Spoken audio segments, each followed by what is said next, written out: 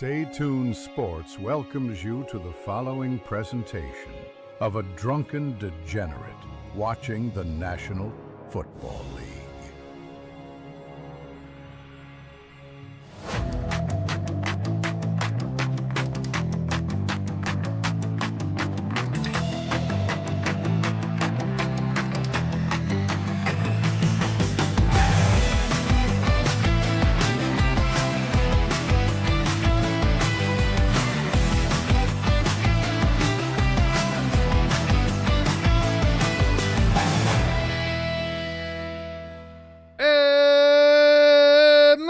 Everybody to Stay Tuned Sports.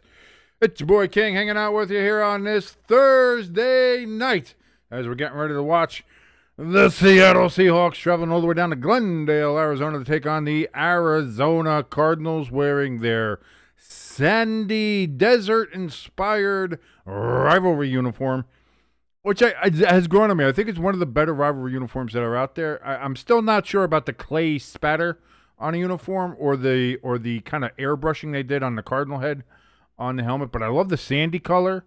I love everything done, and the field is immaculate. I love the Arizona State flag in the end zone. Looks great. Everything about it's fantastic. So excited for this one. Believe it or not, NFC West, you got two teams that are trying to prove themselves here. I think this is going to be a fun game. I certainly hope you do as well. Thank you so much for joining us. ELS already in the chat. Lloyd's already in the chat. You can join us in the chat as well. The chat is open. Come in, say hi, say hello, say how you doing.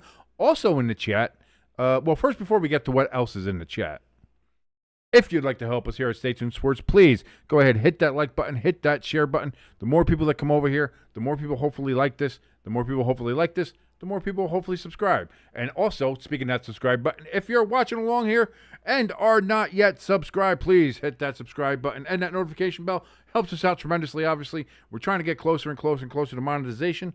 We are still a long way away, but you can help that. And if we haven't earned it yet, we certainly hope to earn your subscription in the future. If you'd like to help us out a little bit more financially, a little bit more tangibly, as they say, we have a link for our donation station and our merch store. Two ways that you can pay us. Give us money, help us keep things running on, keep the lights on. These lights are not cheap, apparently. But you can help that. Links in the top of the chat, links in the description below this video for both the donation station and our merch store. Donation station, donate whatever you'd like. Right now, we haven't checked it in a while because we go long periods. It's been about a year since we got a donation. But believe it or not, we got another donation from our good friend Pecan a couple of weeks ago that we didn't even notice. We did notice now. He gave us another $25 on top of the $35 that he already has. So that means now if you want to get your name in the ticker, you got to have 60. Usually I don't like to accumulate stuff, but since nobody's really been adding or doing anything, I kind of feel like I owe it to Pecan to go ahead and just accumulate it until someone can beat it in one lump sum. So right now, the number to beat is $60 from Pecan. His name is still in the chat. If you want to beat it, or in the ticker, if you want to beat that, you have to donate more than $60. But you can donate anything you like, and we'd like that as well. Also, our merch store, like I said, chat, top of the chat and in the description below this video, we have that there as well. Very timely that the Jackson Dart shirt and hoodie are available right now. They're on the front page. They're very top. If you go to bit.ly/staytunedmerch, that's bit.ly/staytunedmerch. Go get yourself a Jackson Dart shirt that we have there in the Stay Tuned Sports merch store. We got lots of other stuff there, too. We got a Bengals Sell the Team shirt. We've got, as I mentioned, the Orchard Park Football Mafia shirt with the Charging Buffalo Wing, 8-bit helmets, all the other great stuff that we have there as well. You can always get. We got coffee mugs, banner. Yes, we even have our own coffee, believe it or not. The Denny Dimes blend. You'll love it. As Colts fans are loving it right now. Also, link for our Discord in both places. And if you want to vote for my nephew to go ahead and be the Youth Athlete of the Year, get featured in Sports Illustrated, and a bunch of other great stuff for him. He deserves it. He's a great kid. If you want to help him out, the link to vote for him is in the chat and in the description below as well. Hamster in the chat. Great to see you, Hamster. He says, go Cards. We can see where he is voting for tonight. ELS in the chat says, today has been a long day. My surgery on my toe went successfully, and I'm feeling great. All right, ELS, that's fantastic. They pump you full of the good drugs? That's always good when you're pumped full of drugs and watching football. Legally attained drugs is what I'm saying, from obviously surgical procedures. But I'm glad everything came out well for you there, ELS. Rest up, keep the foot elevated, and let's just watch some football tonight, baby. That's what we're here for. Lloyd in the chat says, I got the Seahawks in this game. Just remember, if you root with Hamster, chances are that team loses. ELS also has the Seahawks. I begrudge it. This was a very flippy-floppy game for me. I wasn't quite sure which way I was going to go. Although, eventually, if you watched yesterday's, which, based on the viewer count, nobody did, but that's fine. I did pick the Seahawks in this game. I feel that I think they're just playing a little bit better. It seems like Arizona has kind of almost played to lose games and have found ways to lose games, where Seattle is one very good Nick Bosa play away from being 3-0. And now, unfortunately, San Francisco without Nick Bosa for the rest of the year. So the West is kind of open, I think, for the Rams and Seattle to kind of jump in there. I know some Niner fans are not upset that people are kind of already overlooking them, but with the amount of injuries they have and the key injuries they have, kind of hard not to, guys. I'm just saying. And that's very true, Hamster. While the teams you might root for lose, your bets are pretty decent. I told you. I think Hamster should be one of those people that you should start a YouTube channel for because you read the books pretty well. How the sports books are going, which way the lines are moving, and you're able to pick up on some pretty good things there, Hamster. You should start a YouTube channel, betting YouTube channel. Go nuts. You probably get a sponsorship from one of the big betting sites, and next thing you know, bang, you're making bank. And you got all the fly honeys down there in Georgia all over you. Yeah, come on, Hamster. Give me some of that FanDuel money. Mm-hmm.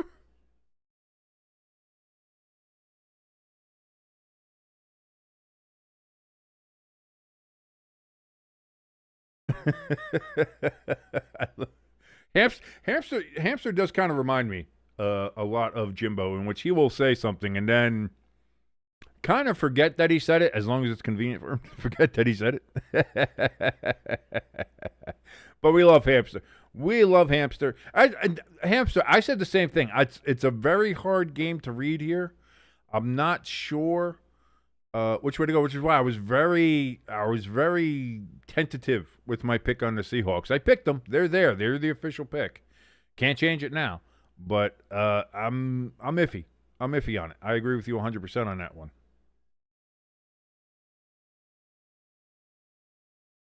And we're getting ready here as they're doing the graphics, as I had the graphics here. It's a shame. The day I changed the intro to be only 1 minute countdown to shorten it up, Crafty isn't here. Crafty's not here to enjoy the fact that I cut down the intro. I cut down all the different intros for him. He's not here to enjoy it. I feel like I did that now for nothing.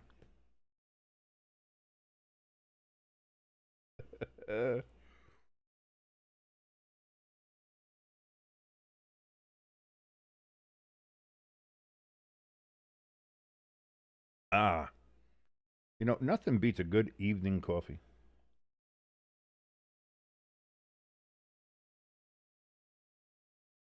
Evening coffee. Hey, we got a bot. I missed the old clankers in here. We had a couple here on Sunday. How you doing, Clanker? Great to see you. ELS, take care of my light work, buddy.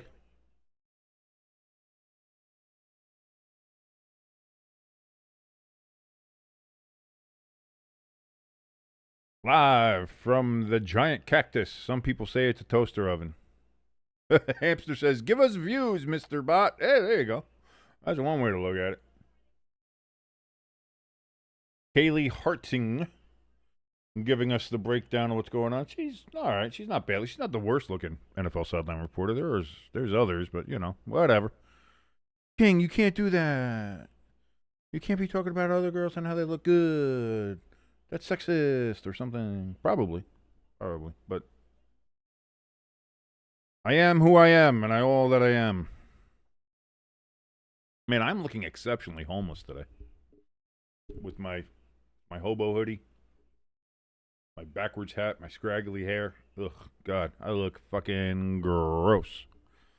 ELS, thank you very much for getting rid of the old body boy. Lloyd says he's going to be right back. We will wait with bated breath for your return, Lloyd. If you want to come and join the chat, join ELS, join Hamster, join, I guess, a couple of bots that are in there as well. Chat's open.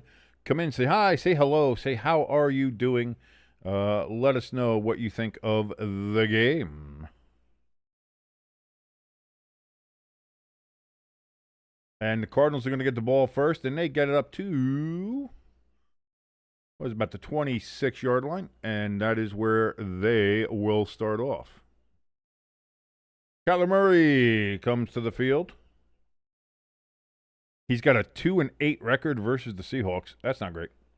12 touchdowns, 6 interceptions, 32 times sacked, and has lost 7 straight times. Oh, they got the Arizona State flag on the back bumper of the helmets, too. Man, those are, I'm telling you, if these are pretty sweet. If you just put, like, the regular Cardinal on these helmets, like, this would be a great regular look for the Arizona Cardinals. It would actually be, like, Arizona, like here. That's going to be Harrison Jr. with the reception. He gets about 8 or 9 yards on the reception. Second down upcoming. I have not seen the Cardinals cheerleaders for this game. No, I have not. ELS. I guess that is something I will have to go ahead and research here and look that up. Hamster says Seattle's coach looks like such a goober. Who's that, McDonald? Yeah. 2nd and 2. Murray back. He's going to throw. That's going to be caught. That looks like that's McBride, the tight end, and that's going to be a first down for the Cardinals.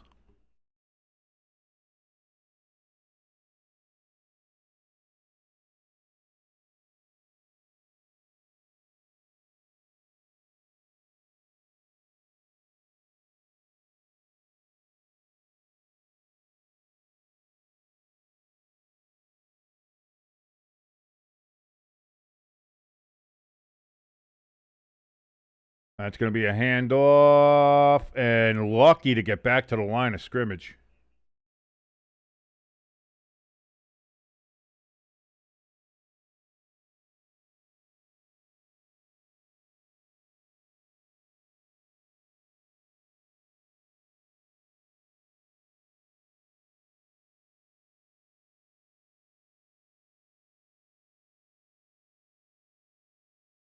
Trey Benson on the carry.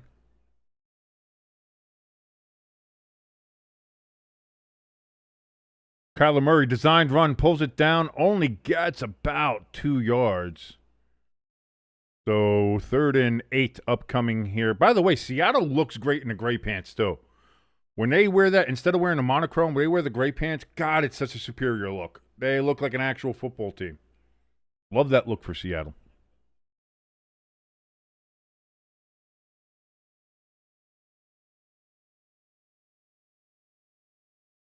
Hamster says that's the coolest looking field ever. I love it, dude. I love everything about it. I think the Cardinals really did hit this out of the park. Murray back on 3rd and 7. They call it. Floats it up there. Oh, cannot bring it down. Michael Wilson was the intended receiver. Made a hell of an effort, but just couldn't get it. 4th and 7, and the Cardinals are going to have to punt.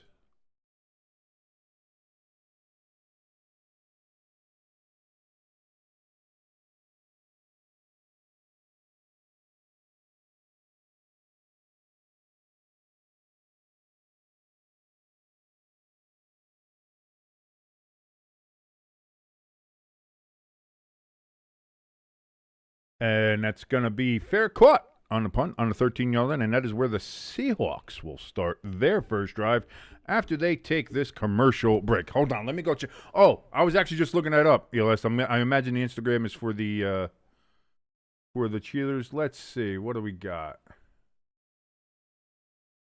Let me put this full screen here.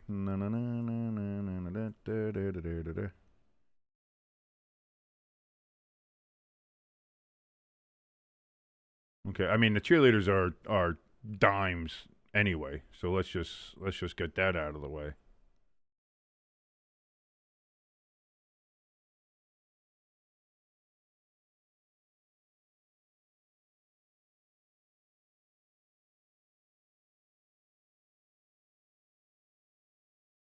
Why have I never known that the Cardinals got fucking top shelf cheerleaders? I guess Arizona makes sense.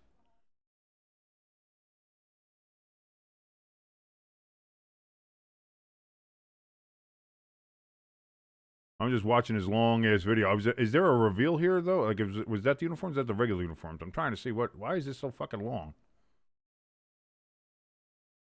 Oh, they were showing. Okay, that's what they were. Okay.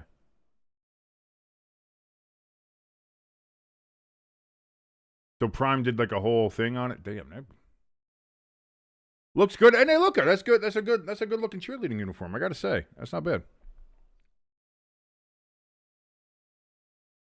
Lloyd in the chat says, "Let's go Seahawks." Hamster says, "Come on, Cards. We've got."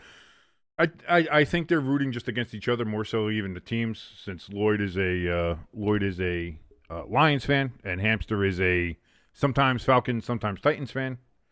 So it's not a great time to be either one of those right now. So Hamster's kind of in hell. Still better than being a Giants fan. So can't say anything about that. Can't say anything about that.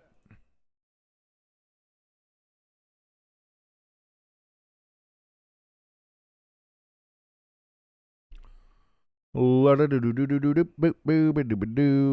says, "Let's go see." Well, that's it. I picked the Seahawks, so I mean, I guess let's go see it. But that's it. I picked the Seahawks, but I am rooting for the Birds. I like, and I say birds. They're both fucking birds. But I mean the Cardinals. I love the Cardinals. I really do. I don't know why I love those desert birds so damn much, but I do.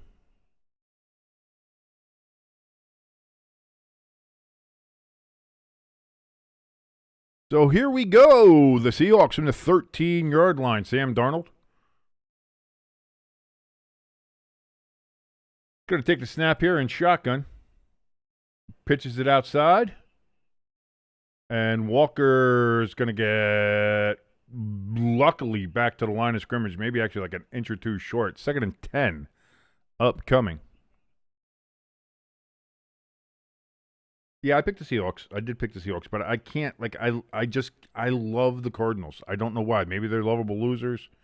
I love that they're the oldest team in football, and that's going to be a big play out of the backfield. Oh, my.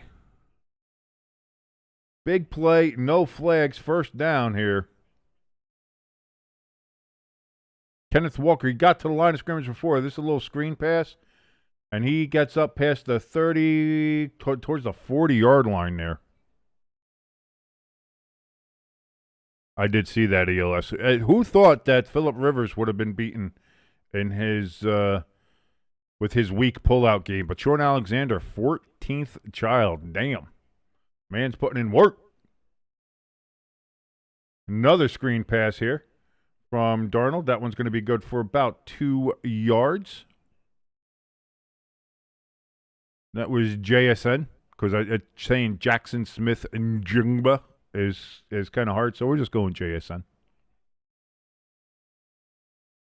Yeah, hey, listen.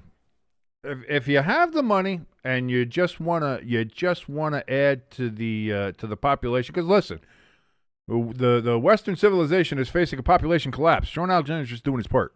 He's just doing his part.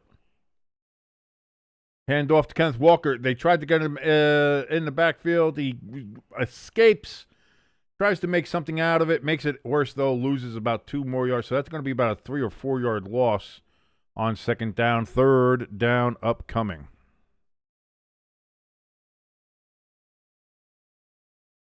Lloyd, you see, this is the thing. Some people, I think some people do it by accident. I think some people do it because they want to. Phillip Rivers is one of them that does that. He wants it. I think Sean Alexander is much the same. He was always good at hitting that C gap, and he continues to do so, even in retirement. 9:54 and counting remaining here in the first quarter. Darnold back throws. That is, fighting for it. I don't think he got there. He's going to be about a yard short is Horton. It's going to be 4th and 1 there in Cardinals territory. This might be a spot where you think about going. Do you go, question for the chat, do you go for it? 4th and 1, you're just inside Cardinals territory. You've been going. Do you move it? Do you try to do it? You get a little dicey here. You get a little Dan Campbell. You get a little big nuts here. You get old Charlie big nuts here and go for it. And they are going to go for it.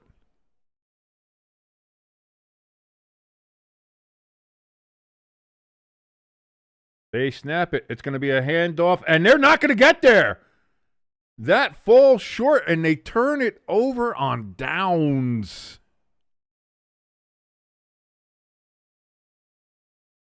And just like that, the Cardinals have it back, and now they have the ball back in Seattle territory.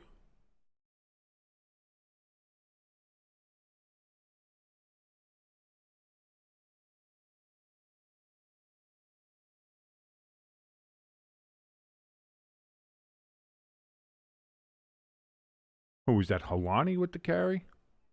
Didn't work. Hamster in the chat says all the other kids they have to keep dividing the inheritance. Hey, listen, that's a good way to tell your kids, you're not getting my money. Go get a fucking job.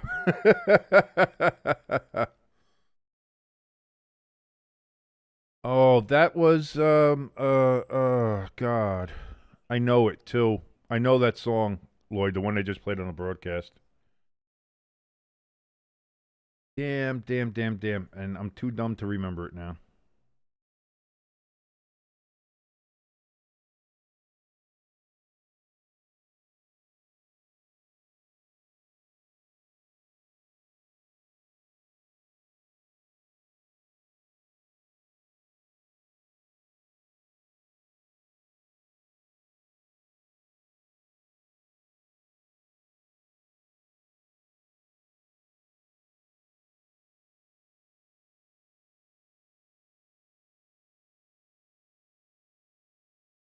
Well, see, that's why I asked the question before the play happened. Him says, "Is that something you would want to do?" I was hoping you guys would give me an answer, but we're too busy talking about Sean Alexander just being an oak tree and releasing his nut constantly over and over and over again, sprouting little saplings.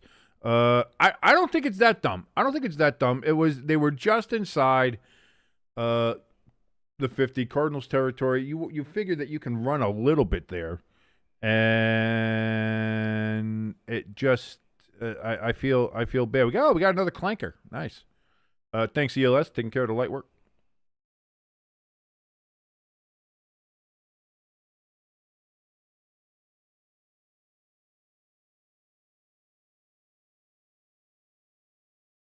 Vikings Steelers from Dublin, 9:30 a.m. Eastern. 8:30 a.m. Central, 7:30 a.m. if you're in the mountains, and if you're in the Pacific, you're waking up early with me at 6:30 a.m. and watching that game.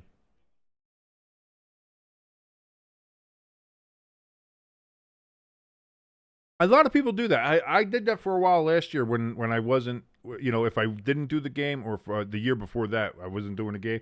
The Next Gen Stats thing, the alternate broadcast where you can kind of see they give you the blitz pickup and they show you the play happening. It's actually pretty good. If you really get in-depth with it, it's really good. So Kyler Murray, 1st down and 10. That is batted down at the line. Incomplete. Muffy with the hands on the ball.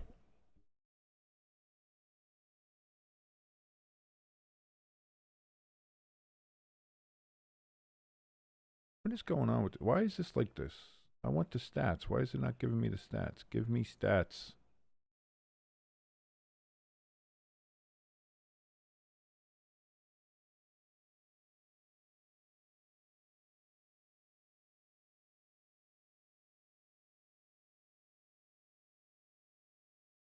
Oh, it's intercepted. Oh, Kyler Murray. Oh, it's fumble. It went to Seattle, and now it might be back with the Cardinals. In which case, it would be 1st and 10.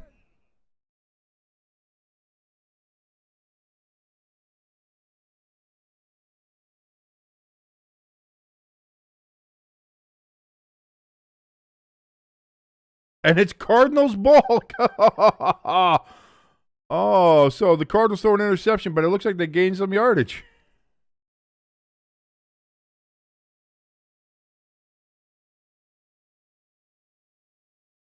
Why is this not showing any stats? There we go. Why was that? That was weird. Let's see. Unless he was down, and I don't know if he was. That's his own player.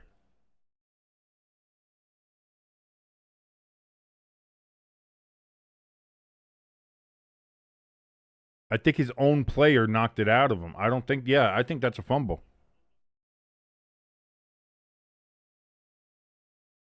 So they're going to take a look at this as all turnovers are reviewed, and that's a double turnover.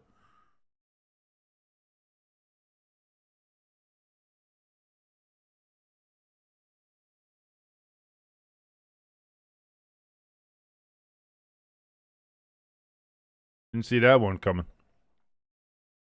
Hamster says, I thought he was down when it was left. But that's the thing. He was hit down by his own guy. So that's it. He has to be touched by an opponent to be down. So we got to see if he was nicked, touched, glanced anywhere off of a Cardinal while he was down before the ball came out. And from those first couple shots, it didn't look at it. I didn't see anything clear. So we'll see.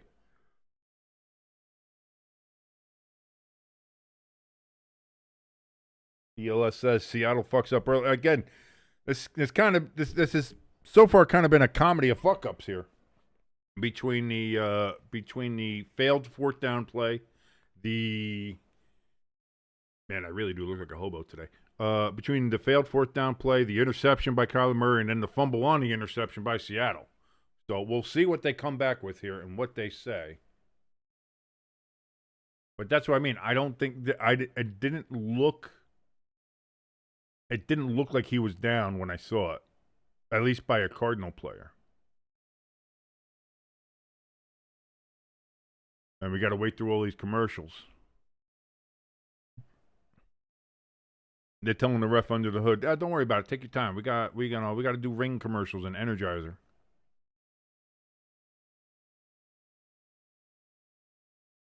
I don't know. I don't know why. I'm trying to get the Cardinals one up here, and it seems to be just not. It's not showing the game cast. It's not showing the odds as it was. It's just showing key injuries, and that's it. They say ruling on the field stands as called. So, yeah, I don't know.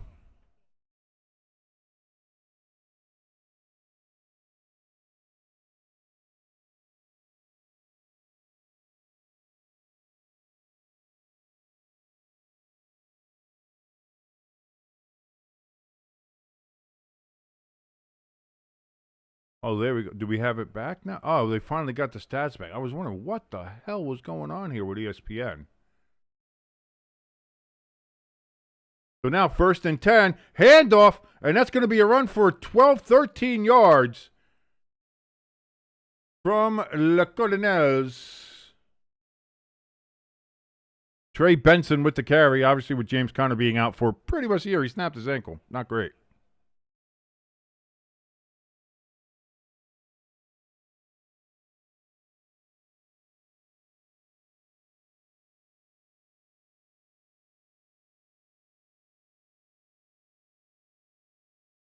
Pecan in the chat, the $60 man.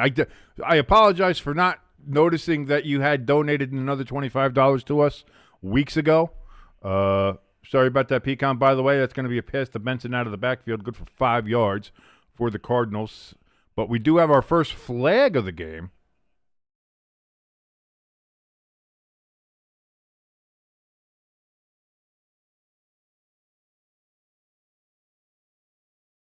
Face mask on the Hawks. 15 yards after the end of the run. Automatic first down.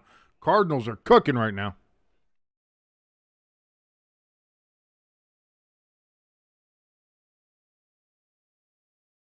Peeking on Chet says, I thought my fantasy team sucked till I saw hamsters.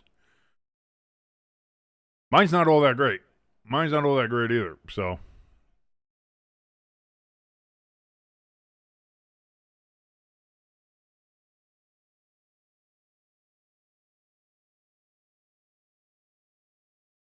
So 1st and 10 now from the 16-yard line for the Cardinals. Oh, it's going to be a little pitch reverse here. And only good for about 3 yards. Good, big play, big dreams. That play had big dreams, but it went nowhere. Greg Dortch, what a Dortch! With that carry, 2nd down and 7 upcoming for the Cardinals. Hamster, yes, your players get hurt, but that's when you go ahead and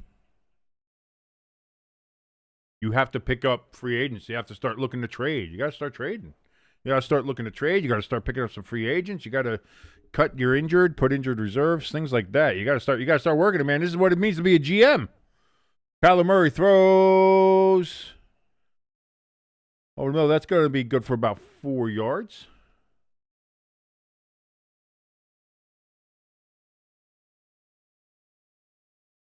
Who was that? Elijah Higgins, I believe, had the reception on that one. Their other tight end, 2 tight ends, Elijah Higgins and Trey McBride. Oh, and they have Tip Riemann, too, there. You got, and speaking of which, Riemann and McBride both in the game now.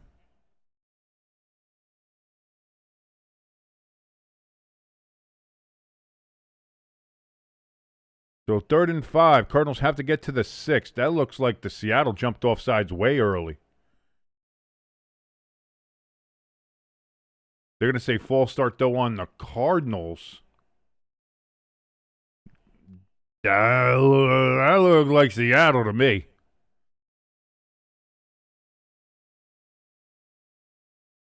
Really? I did not see that. I didn't see a flinch there at all.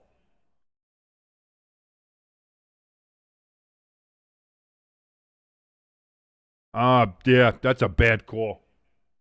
That's a massively bad call from the official. From what I've seen, I didn't see the front end. Maybe he moved his hand. Maybe he did something. I don't know. But from that angle, I didn't see it. And went, oh! Dortch fighting his way all the way down to about just inside the 10, but it's still going to be short about 4 yards as they had to get to the 6. So the Cardinals are going to settle for a field goal.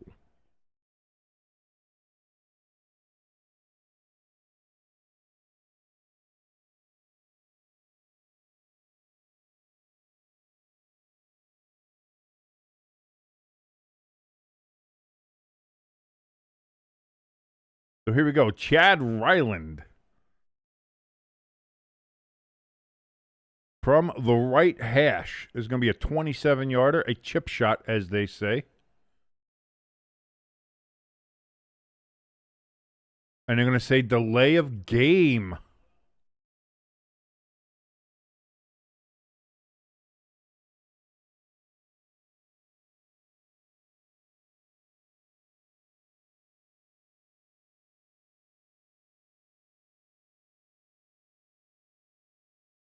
Cardinals thought they'd get a reset on the clock. That did not happen. Hamster says, kick field goal, please. I think they're trying to, but we'll see. Play clock's at 14. Now the officials are discussing shit. What the hell's going on out there?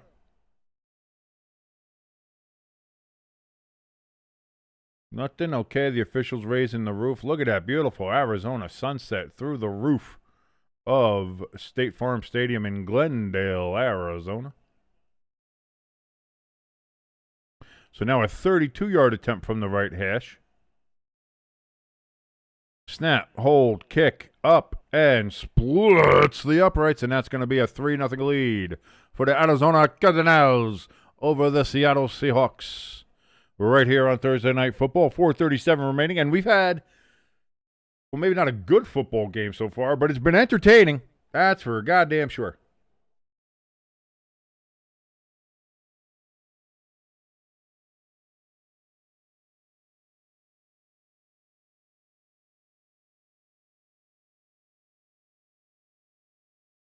Hamster answering before when I was asking about whether or not you think early in the game, inside the opponent's side of the 50, would you go for it on 4th and 1? Hamster says, you already know my answer because I'm a super conservative guy. Take points in the first half, save timeouts, punt deep. I'm the opposite of Dan Campbell. I get that, and there's a school of thought for that too, of being very safe, being careful. There's also the thought process of safe as death, but also I think you have to be risky but smart about where the risk is. I think doing it there for Seattle, I don't think that was a bad spot. I mean, it's risky, but I don't think it's a dangerous risky. Hamster's excited for this entire weekend of college football and NFL football. He's just excited for football. Seattle, they're going to get the kick, and they get it down to about the 22-23-yard line, and that is where they will take over on their, I guess, technically third drive, because they did intercept the ball. They had possession, and then they fumbled it.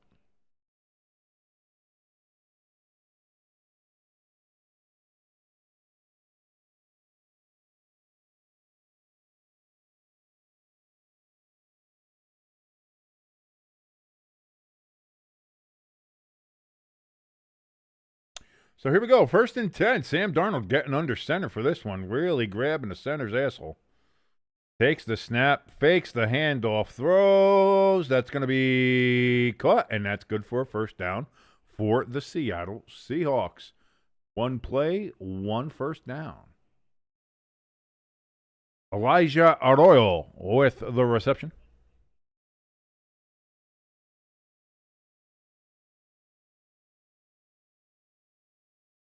No, Hamster, I get it. And this is what I said before, and I'm glad that you're doing that, is embrace it. Embrace everything. Savor every moment. Savor every bit of football we have here. That's going to be a pitch out to Walker again. Hits his own offensive lineman, but it still doesn't matter, as he's still going to go and grab himself a first down. 2 plays, 2 first downs for the Seattle Seahawks. Ladies and gentlemen, thank you so much for watching us here. My name is King. This is Stay Tuned Sports. This is Thursday Night Football. Thank you for joining us here as we're watching along with the Seattle Seahawks take on the Arizona Cardinals in their beautiful sandy rivalry uniform. If you like any part of this program, and why would you? But if you do, please hit that like button, hit that share button, share us around like beautiful video herpes to all your friends and family. And of course, if this is your first time here and you're new, please hit that subscribe button and that notification bell. Helps us out tremendously. Handoff on 2nd and 1. They didn't give him the first down, but it doesn't matter. He has it now down to the 40 to the 35 of the Cardinals. That's Kenneth Walker again. And now Seattle's cooking fairly deep into Cardinals territory.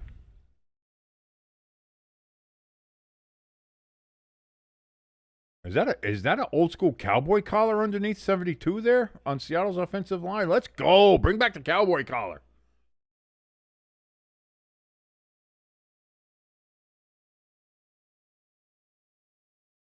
First and 10 from the 35. Hand it off to Walker. Hey, it's been working. Why not? And as I punch the mic, he gets another 8-yard gain. 2nd and 2 upcoming.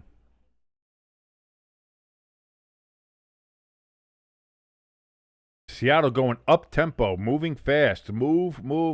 They're trying to keep the Arizona defense on their heels. No rests. Darnold's got all time to throw, then throws to Walker, but really just throws it into the ground. Incomplete. 3rd and 2 for Seattle.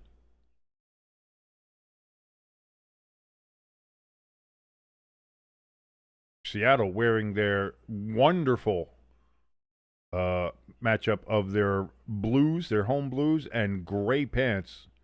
When they wear the gray pants, they look really great. That's the superior look for Seattle.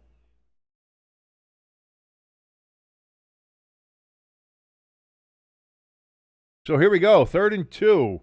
Darnold in shotgun, empty backfield. Kenneth Walker in motion. Darnold looks, throws, slices it right through.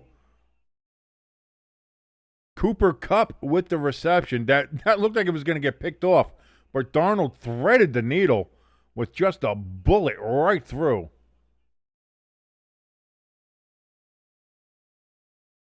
Nice throw, nice catch by Kupp, and that's going to be a first down by the 16-yard line.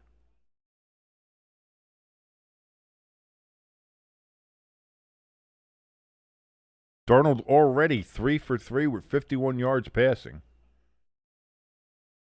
Darnold steps back, looks, throws towards the end zone. That's going to be caught, and that's touchdown Seattle.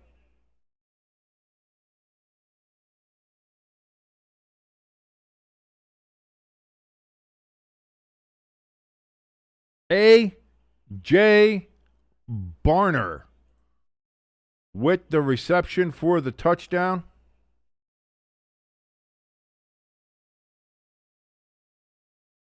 And just like that, Seattle has the lead.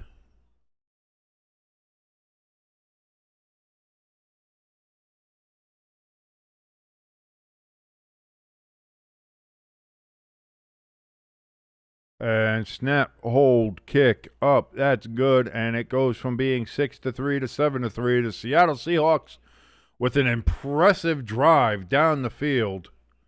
After their opening drive ended with a 4th down non-conversion at midfield, that second drive was a methodical march against that Arizona Cardinal defense, and it is 7-3.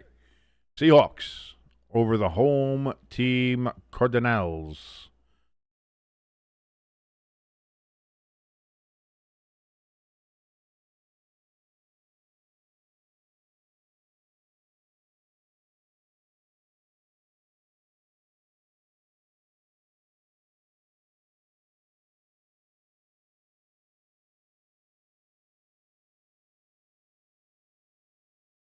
Checking out Twitter here, seeing what we got.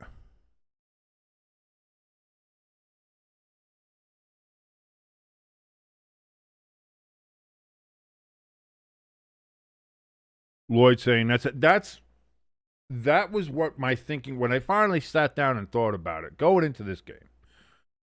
I was like looking how both teams have played. And again, it's hard to take the New Orleans game with Seattle at face value because New Orleans is who they are. And again, they had played the first 2 games well, but they were on the road and they were in Seattle and they're not a very good team. So I don't know how much you could grasp from that. But if Seattle plays like they did on that drive all game, Seattle will win this game and they'll win it pretty easily. Arizona always seems to make mistakes. They're very mistake prone. They need to go ahead and do that. Oh, Pecan, tell me, what did you do? I gotta go see.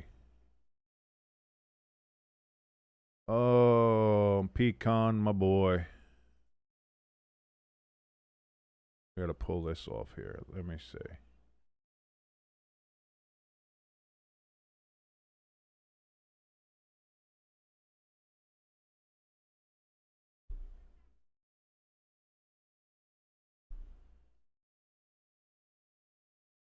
Pecan, my boy. Oh, dear sweet Lord.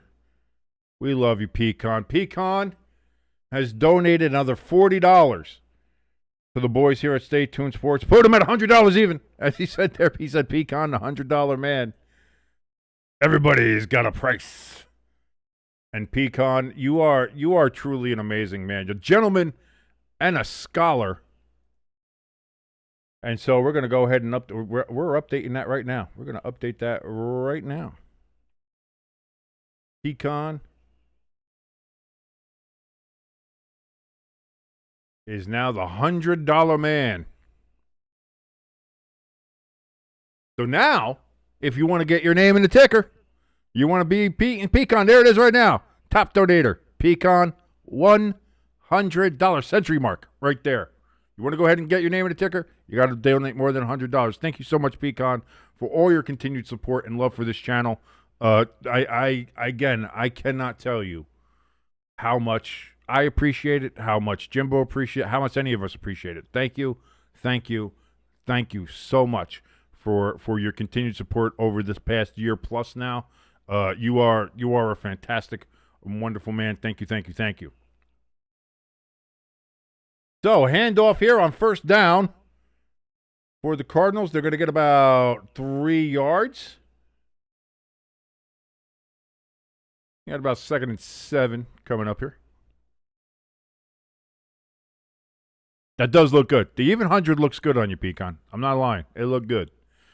ELS in the chat says, does everybody want some Seahawks and Cardinal trivia? I don't care. Hit it, us. I like it. I like it. Let's do some trivia. I'll read it out for everybody. Trey Benson was with that carry, by the way. Now 2nd and 7. Under a minute here in the quarter to go. Kyler Murray back. And he's going to get sacked back at the 20-yard line. And now it's going to be 3rd and very long for the Cardinals.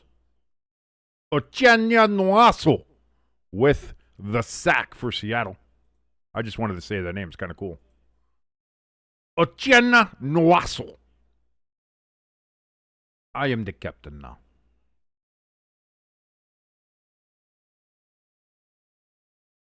ELS in the chat. I'll get to your question right after this play.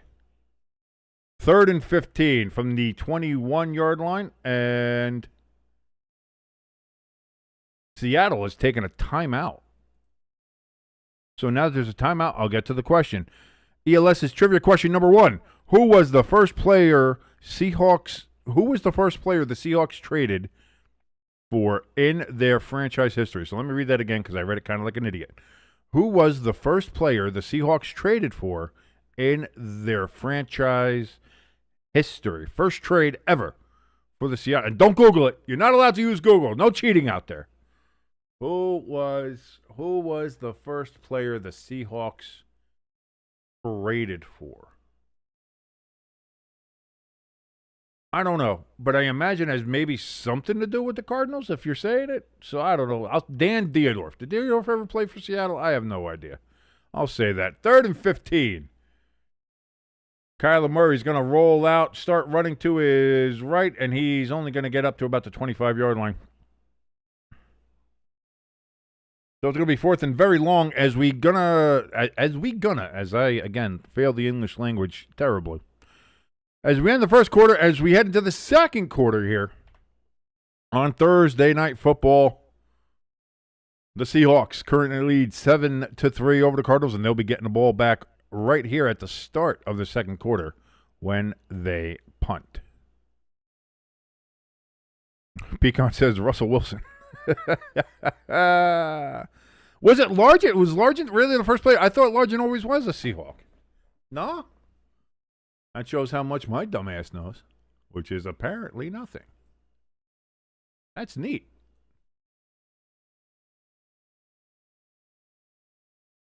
I would have figured it wasn't such a big name.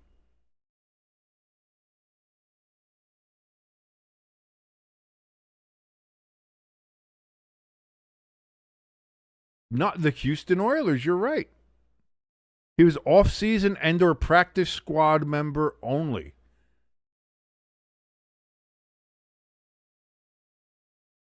That's why. So he was just a practice squad player.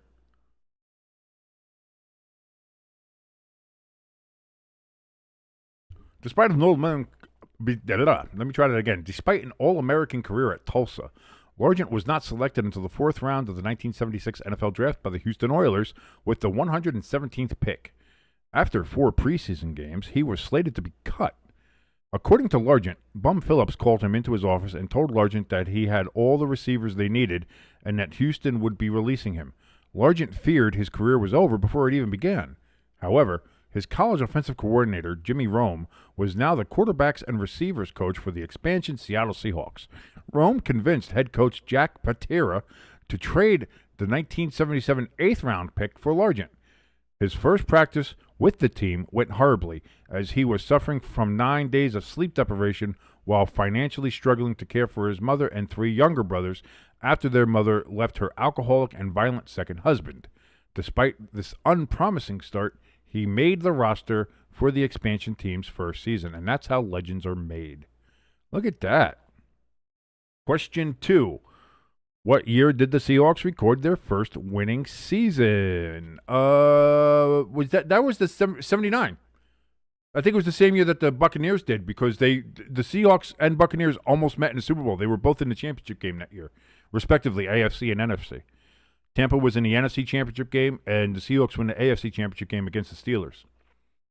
And that was the Buccaneers lost to the Rams, and the Seahawks lost to the Steelers, if I remember correctly. And that's not even without Google. That's just from me being so fucking smart.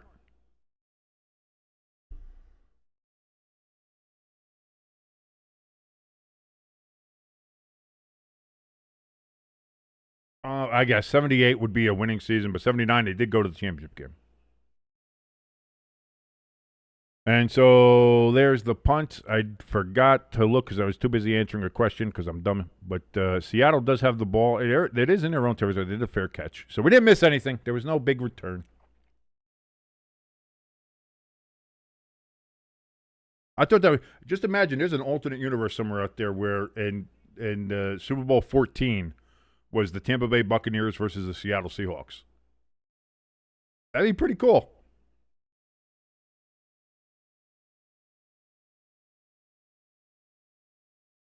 If the Buccaneers ever made a Super Bowl or won a championship with the Bucco Bruce creamsicles, do you think they ever changed them to the Jolly Roger flag and the pewter? I don't know. I don't know if they ever do. Run outside here for Charbonnet, who's back in the lineup. Gets about 5 yards-ish on that carry from what it looks like. The flying Seahawk graphic, that was kind of funny. Actually, I thought he got 5. They say he got 3. 2nd and 7 upcoming.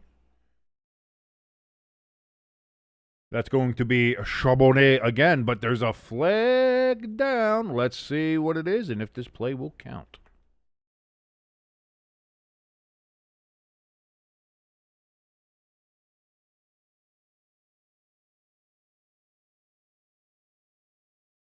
They were NFC West or NFC Central with the Seahawks. Holding on the defense, 5-yard penalty, first down automatically. Yeah, no, in their expansion season, Tampa Bay was in the AFC and Seattle was in the NFC originally that first year. So I think that it was NFC West or NFC Central. I would say NFC West. But it could be Central, too, because that's where the Buccaneers ended up going. I can't remember exactly, but I know they were in the NFC. So I'll say NFC Central or West, yeah. And, Seattle was in the NFC West to start off with, which is funny because that's where they are now. So on 1st and 10, it's going to be a loss of 3 yards. Charbonnet with the carry, but the Cardinals defense able to get into the backfield and stop 2nd and 13 upcoming here for the Seahawks. Seahawks used to be AFC, but before they were AFC, they used to be NFC. So the Seahawks, their first season, the Seahawks started in 1976 in the NFC West. Then the next year they switched over to the AFC West. Then they stayed in the AFC all the way through until, what was that, 2002 when they reshuffled the divisions, and then they moved them back to the NFC. Yeah. So they did. The Seattle in 1976 started NFC West, then from 77 until 2002 were AFC West, and then after 2002 were in NFC West again. And Hamster says, then they need to stop switching. Confusing the shit out of me. Dude, I used to sit in the library and study old football history books and uniforms and stats. I think I got a touch of the tism, if we're being honest.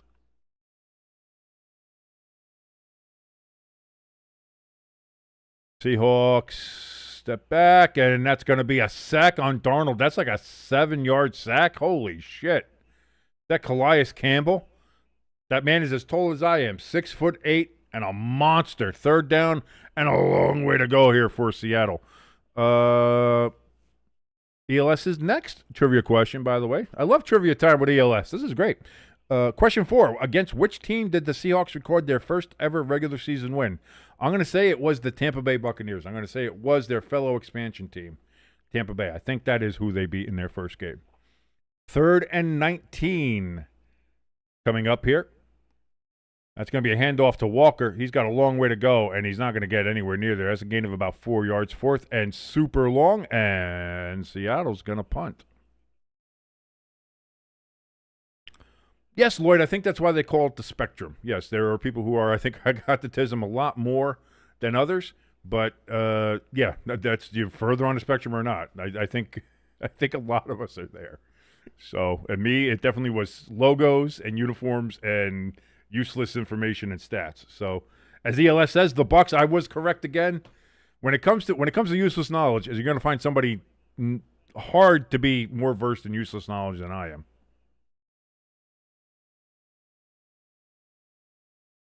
That's going to be picked up near the 15 and brought all the way up to about the 27-yard line for the Cardinals, and that is where they will now take over on their next drive, first drive of the second quarter for them. ELS's next trivia question, number 5. The Seahawks have played in 3 stadiums. Can you name all 3? Yeah, oh God, I forget the name. Was it called Pilot Stadium? Or was it another one of those metropolitan stadiums? There were so many metropolitan stadiums. I want to say it was Pilot Stadium, wherever the baseball stadium was, where the Seattle Pilots played for that 1 year, and then they were just trying to do something because they were building the Kingdome. So I'll say Pilot Stadium. I forget the actual name of it. So Pilot Stadium, then Kingdome, and then obviously, what was it? Quest Field, CenturyLink Field, whatever they want to call it. It's got a couple different names. Beastquake Stadium.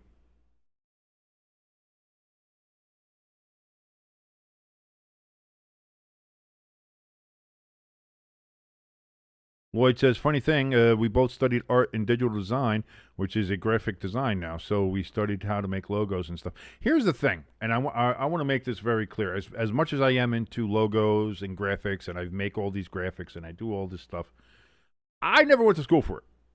I fell in love with it. I started just kind of fucking around with it. I got a cracked copy of Adobe back in, I want to say 2002. 2003, somewhere around. I think it was actually 2003 because I think I was already living in Pennsylvania at the time. So I got like a cracked version of Adobe CS3, CS6, something like that, one of them. And I just started fucking around. With shit, and I basically taught myself Adobe, and just been doing. I was always obsessed with sports logos and design and uniform designs and things like that. So that's just been. It's been more of a passion project than anything else. I never went to school for it. I got told by a lot of people I probably should have gone to school for it, and maybe I'd be in a better position. I might have a job, in the field that I actually do good stuff in and do things like that. But Hamster says, how did you study graphic design? Computers weren't. I think, Jesus Christ. Listen, I'm fucking old. Not that fucking old. All right, Hamster? Back in my day, graphic designs was carving pictures with rocks on bigger rocks. You kids today with your Corel Draw and your Adobe Acrobat, god damn it. 1st and 10. That's going to be a handoff and a run of about 8 yards.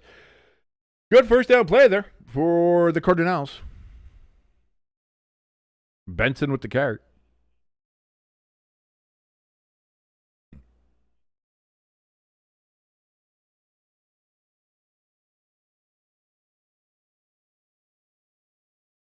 Was it? Oh, yeah, I forgot the fucking Kingdome when they knocked it down. They played in Husky Stadium. I thought they played a year earlier, too, though.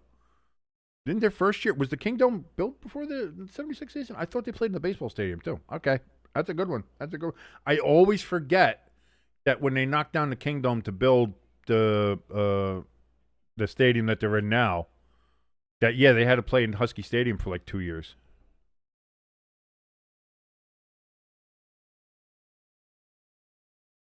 Yeah, that does happen in college sometimes.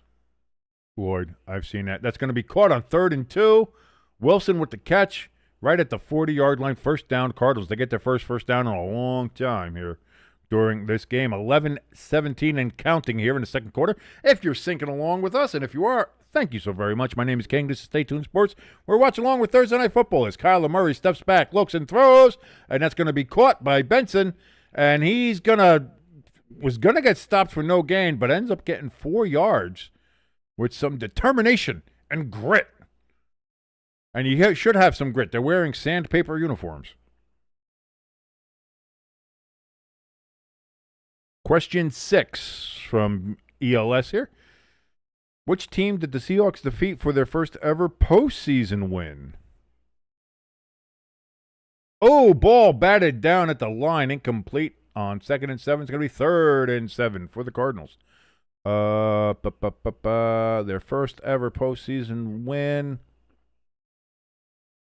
I'll say they beat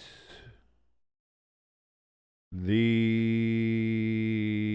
I don't know. I'll pick it out of my ass here. I'll say the Houston Oilers. That seems good. Seems like a good pick for me. So here we go. 3rd and 7 from the 44-yard line. Their own 44. Murray takes it. Looks. Throws. That's going to be caught by McBride, and he gets the first down. Move the chains for the Cardinals.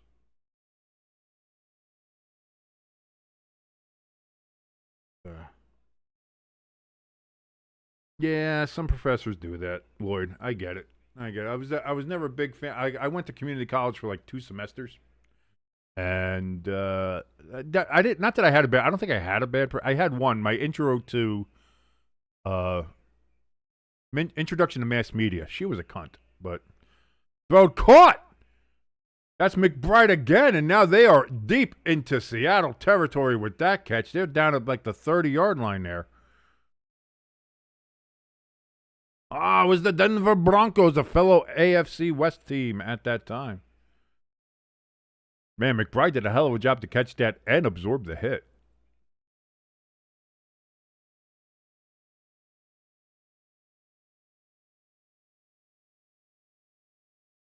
So now from the 32-yard line of Seattle, Murray, pump fakes. Now he throws deep ball, incomplete. Xavier Wheeler was the intended receiver. Looks like there might have been some hand checking there, but overall might have been uncatchable.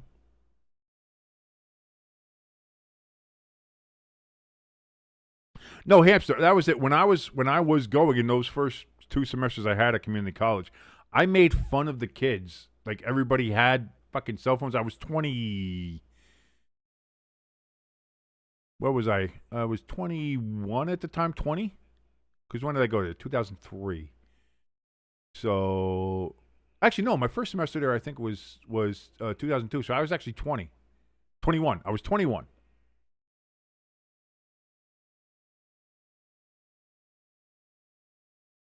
Benson on 3rd down. I'm sorry, that was 2nd down. Doesn't get much on that particular play. 3rd down upcoming. Oh, thank you, Bot. Great to see you. Yeah, when I was sort of like all the kids around campus, like everybody else that was there, had cell phones. I was making fun of them. I was like, look at these mindless sheep. Look at these mindless computers. They're lost in their phones, talking on their phones. And these were the original like Motorola's and Nokia's. There's no like you played Snake on it. That was it. There was no internet access. There was no really anything else. You could text with using the number pad and you could call, but there was really nothing, no internet or anything. Picked off after bobbled by Harrison.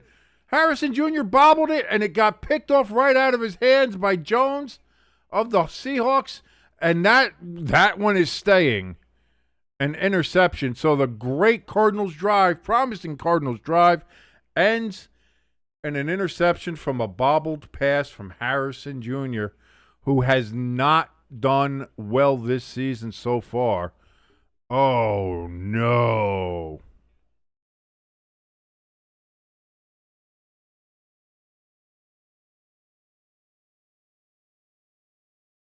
That's pretty funny, hamster.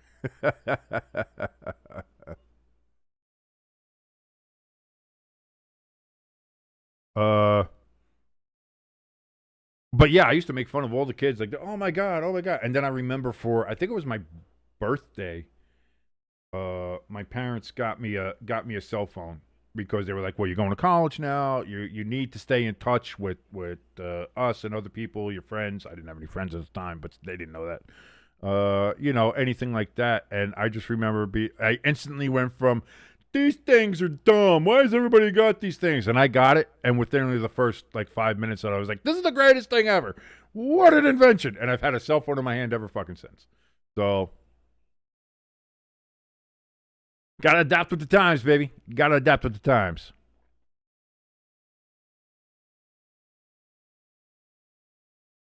ELS hitting us with more of the Alex Trebek here. Question number 7. Which team was given the nickname the Aints? Oh, come on, ELS. That's not even a question. People still call them the Aints. In fact, this year they're calling them the Aints. Like, come on. Oh, you need better questions. You need better questions. You got to dig deep. You got to dig deep.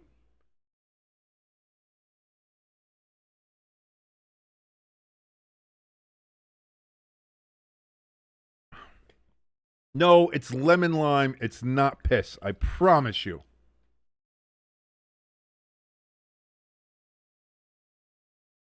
I'm not AJ Hawk. I don't drink my own piss.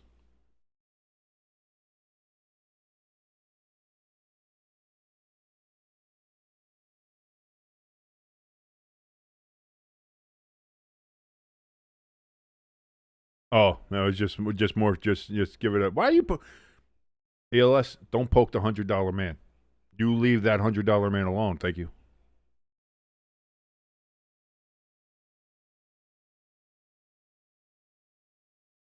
No, you never had any idea. Some people, the people who used to have the headphone radios and shit, you'd see them in the crowd. Like you could find out a score, find out, oh, a player got hurt, what happened, how they were injured.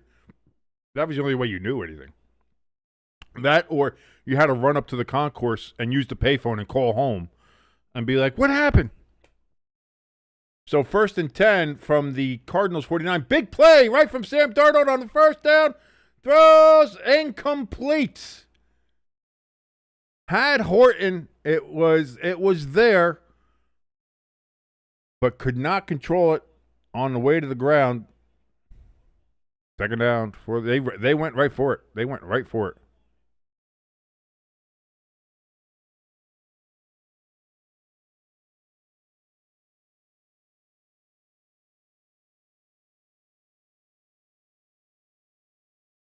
That was right there. I'm glad the officials didn't throw the flag on that one. I'm glad they didn't. That's just football there. And the kid had a chance. Horton had a chance to catch that, and he just didn't. Throw caught over the middle,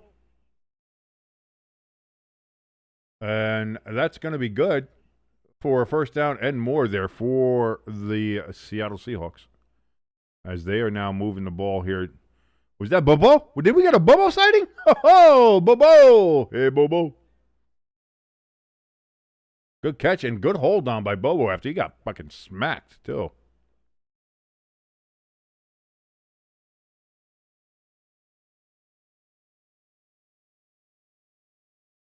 Sam Darnold, 1st and 10 from the 32. That's going to be a handoff to Walker. He's going to get 4 yards. ELS question number 8. Wide receiver Lance Allworth and Charlie Joyner. Defensive end Fred Dean. Offensive line Ron Mix and tight end Kellen Winslow are all NFL Hall of Fame players who played for which franchise? The San Diego Superchargers. San Diego Chargers. San Diego Superchargers. Yeah, my answer is the Chargers. Hamster says, even my senior year, I had to call a girl's house phone and ask her parents if you could talk to her. Yeah, dude, that's the era we grew up with. Kids today will never understand. They won't know. But then again, kids today, in talking to girls, like everybody sharing Kids today know a lot more than we did when we were kids. That's all I'll say. And I knew a lot. But even kids today, and it's weird. It's a weird time. We got flags down here.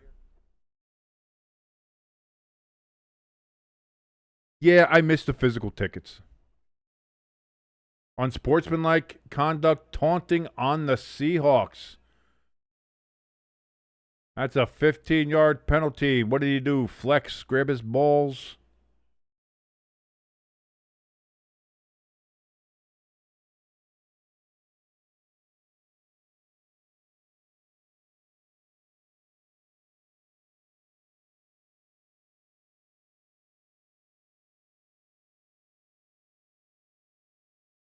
And he did. Oh, he did grab his dick. Oh, I was just fucking around. He grabbed his dick. All right. Yeah.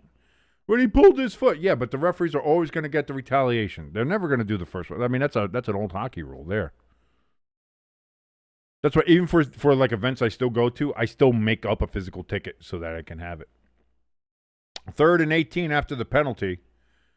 That was going to be Charbonnet out of the backfield, and he's going to lose 4 yards. And so what was looking like maybe another scoring drive here from Seattle is going to end where they're going to have to punt, it looks like.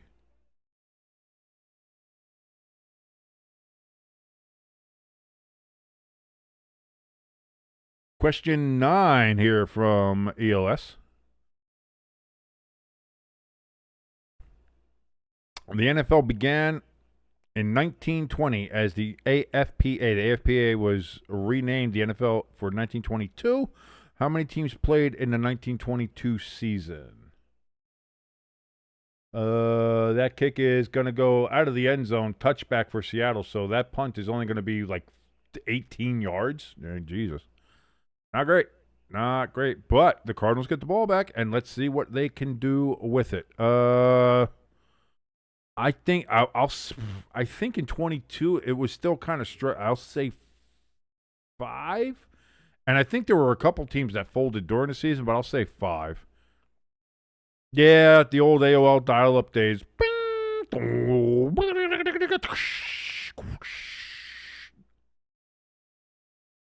Welcome. You've got mail. The good old days. The old chats, the old AIMs, the AIMs, ASL.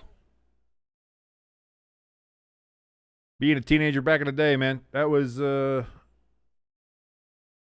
interesting times. Interesting times all around. 18 teams. Okay, I knew there was a year early on there, like in that first decade. They ended up down to like 4 or 5 teams, but yeah. 18 teams. I don't know how many of those lasted. You're talking about like you had the Akron Pros, Canton Bulldogs, Providence Steamroller. I know if you go a couple years ahead, the true 1925 NFL champion Pottsville Maroons. They took it away from them and gave it to the Cardinals because the goddamn Frankfurt Yellow Jackets, who became the Eagles later on in life, were fucking terrible. But yeah, Pottsville Maroons, baby. Hamster says, imagine what another 20 years will look like. It might look like nuclear destruction and, post-war modern. I don't know. I'll probably be dead by then, either by diabetes or by a nuclear bomb somewhere around here in New York, the New York area. It just feels like that. So, I don't know. Good luck with that. Have fun with the future.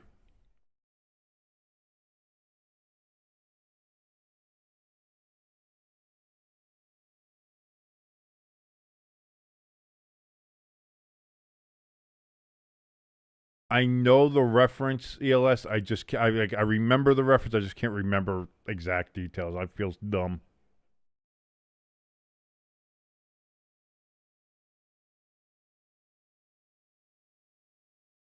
Buddha Baker.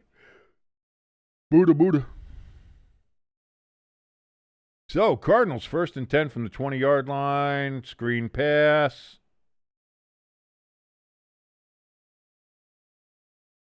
That's going to be Dortch, and he's going to get about 4 yards on that particular play. 2nd and 6 upcoming.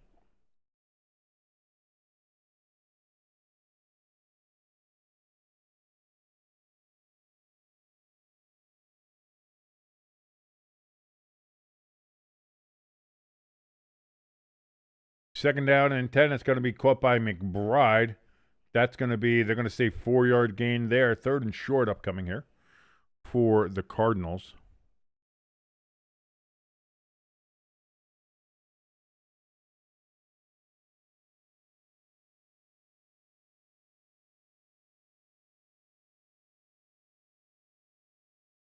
Third and 2.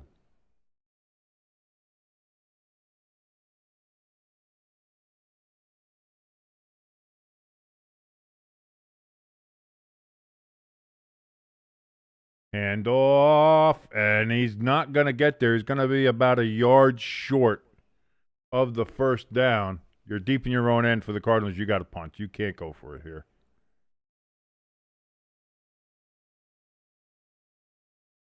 And the crowd in Arizona is getting restless.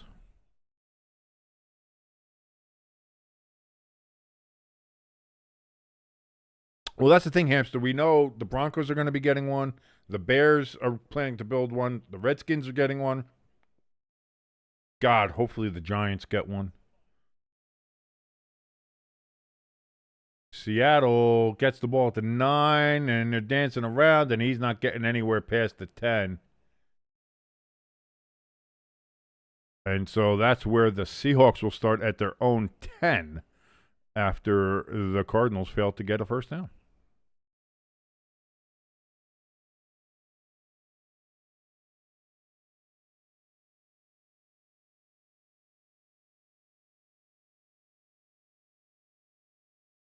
Goff. By the way, ELS is question 11. The Detroit Lions became part of the NFL in 1930. Who was the first Lions quarterback? Was that when they were still the Portsmouth Spartans? Anyway, the Detroit Lions became part of the NFL in 1930. Who was the first Lions quarterback to throw for over 4,000 yards in a season? Jared Goff. I'll say Jared Goff because that kind of seems like that answer that they were going for there. Well, Lloyd, technically, 1934, if you go when they moved to Detroit, but that's what I meant, is they're the Portsmouth Spartans before that, and then they moved. But it's the same franchise, so it counts. It's not a Brown situation where they left all their records in Portsmouth. Deep throw, and it's caught!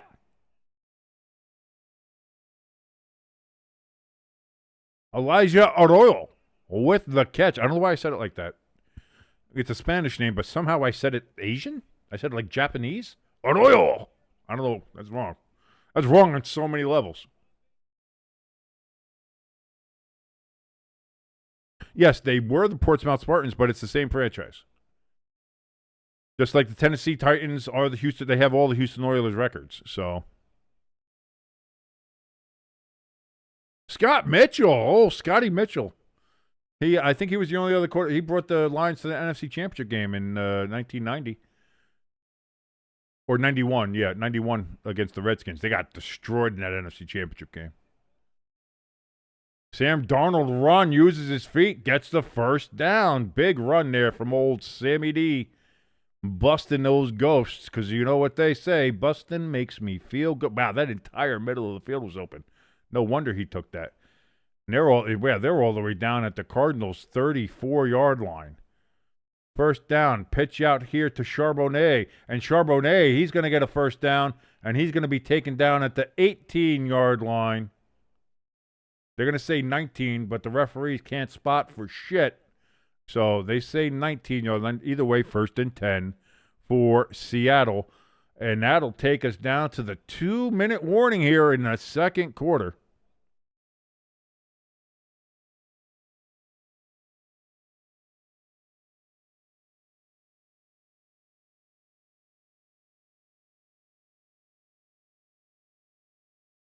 Was that Kramer? I thought that was Mitchell. Okay. Question 12. Who was the inaugural coach of the Atlanta Falcons? Was that Norm Van Brocklin? It might have been Norm Van Brocklin. I'll say Norm Van Brocklin.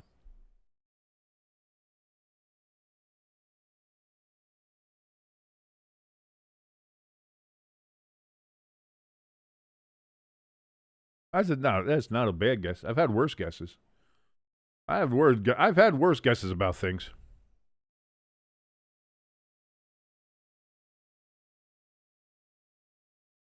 Yeah, Scott Mitchell was a little later. I think you're right. Yeah, I forgot. Again, I was still a young. In '91, I was 10. I had just turned 10. So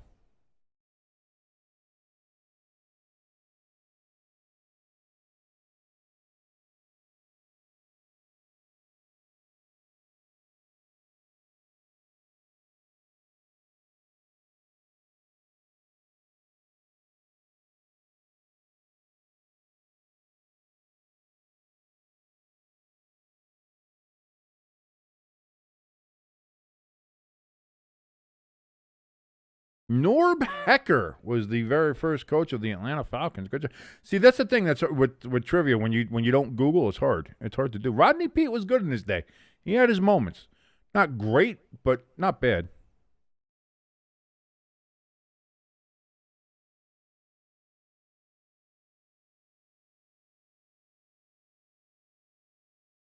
ELS says Norb Hecker's overall record with the Falcons was 4-26-1. So just a little bit better than Brian Daboll the last 3 years. Okay. That makes sense.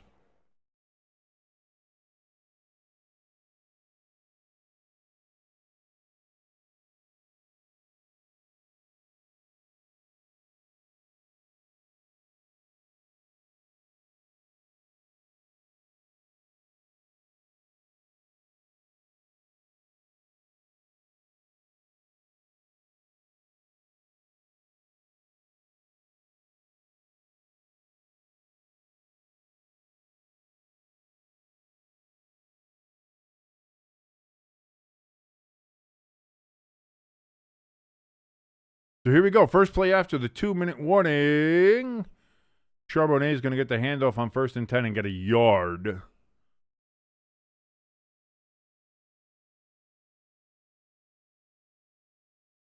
Hamster, I like soccer. Don't make fun of soccer. I don't know what were they doing. Was that the NWSL thing? I think they got a thing with the women's soccer. Women's soccer is. I mean, I'll watch the Women's World Cup, but that's a thing. But I like watching Tottenham Hotspur, baby. Come on, you Spurs. Let's go. Tottenham. Big Tottenham fan here. So here we go. 2nd and 8.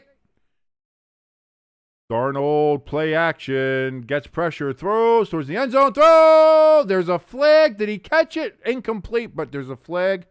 Looks like that might be interference, in which case it'll be down to the 1.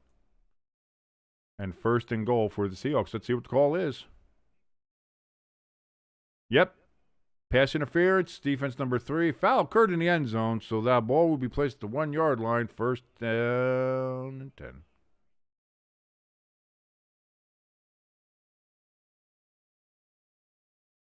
I don't know. Question 13 from ELS. In 2001, Michael Strahan broke the single-season sack record. Which quarterback did he sack to break the record for the single season? Yeah, that's not career, for single season. I don't think it was for Favre was for the all time, which many people still dispute. Oh, Favre gave it up to him, maybe. Oh, Darnold kind of trips. That play kind of goes nowhere. Charbonnet's lucky to get back to the line of scrimmage. 2nd and goal upcoming. 2001. Giants went to the Super Bowl that year. I don't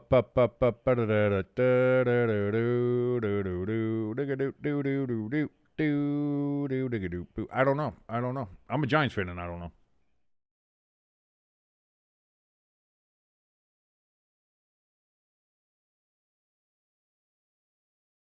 I honestly don't know. Quincy Carter or something? Jesus, I don't know. I'll say Randall Cunningham on the Vikings, I guess. I don't know. Did they play? I don't even know if they played in the regular season that year. They played in the NFC Championship game where the Giants mollywopped them. So 2nd and goal. Darnold looks, throws, incomplete. No flag. He was looking for Arloyo.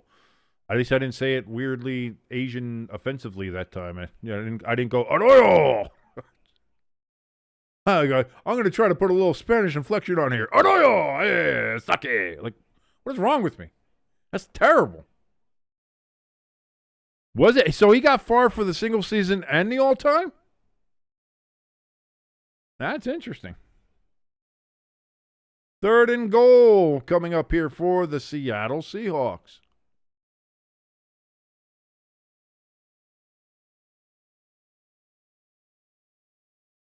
And Charbonnet was stopped, but then he just powered through and said, "You're not stopping me." And the Seahawks get another score. And they are putting it on a little here in the first half. Not nearly as much as the Saints. But Charbonnet would not be denied. The Chardonnay.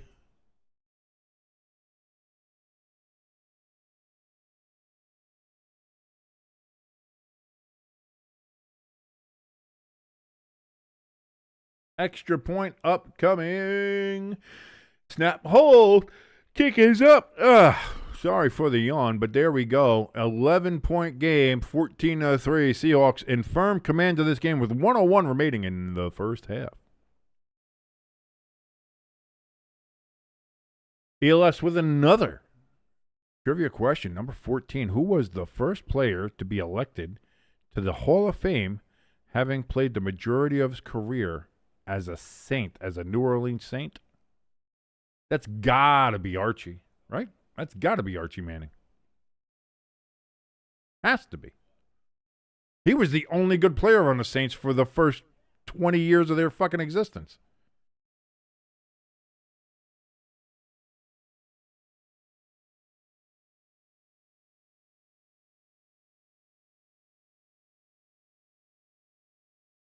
Pecan agrees. He says Archie.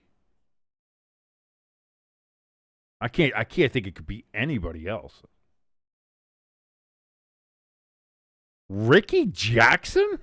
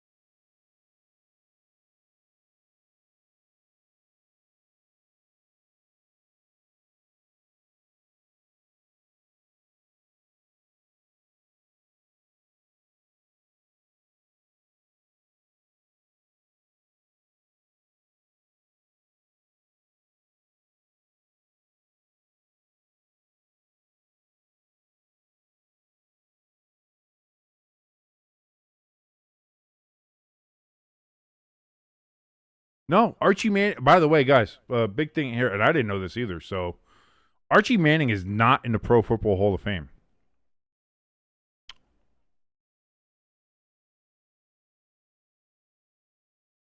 That's insane to me.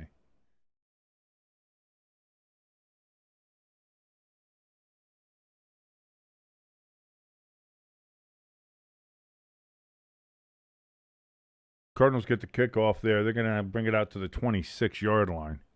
I can't believe that. What a travesty. Archie Manning isn't in the Pro. He was the only thing that the Saints had there.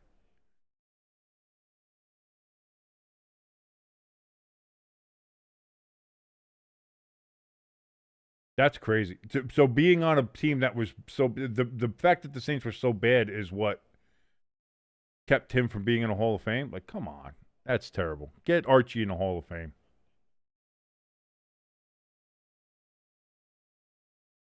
So Kyler Murray on first down throws over the middle, almost intercepted again by the Seahawks. It's going to be that kind of game for Kyler Murray. Did COD come out? Call of Duty. Was there a new Call of Duty?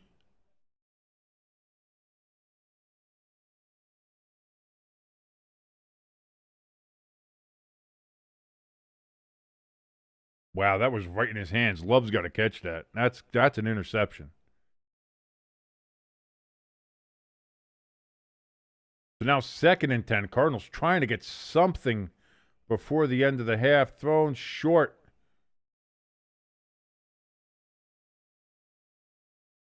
And the crowd is starting to get restless in Glendale, Arizona. Marvin Harrison Jr.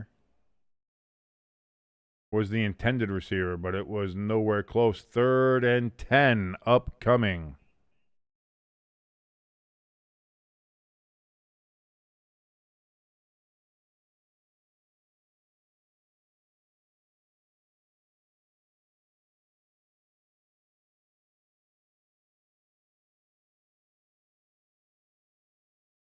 Kyler is just going to throw out of the backfield. That's going to be good enough for a first down.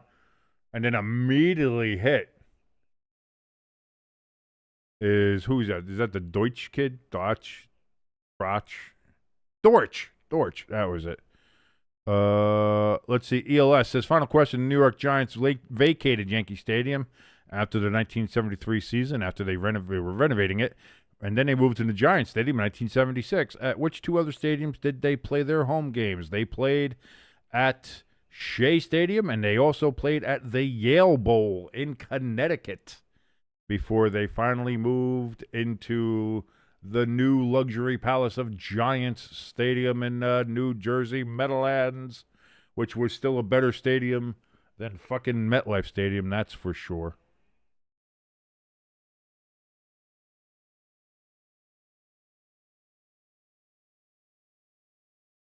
Kyler Murray takes a sack.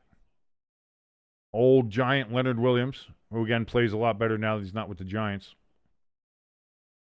2nd and 17. Clock is ticking. Cardinals are down 2 timeouts, by the way. I had been missing the timeouts here. He's going to slide down at the 35-yard line, does Kyler Murray. But they are just going to let it end. And the crowd, and now they used it? With 2 seconds left. What? Okay.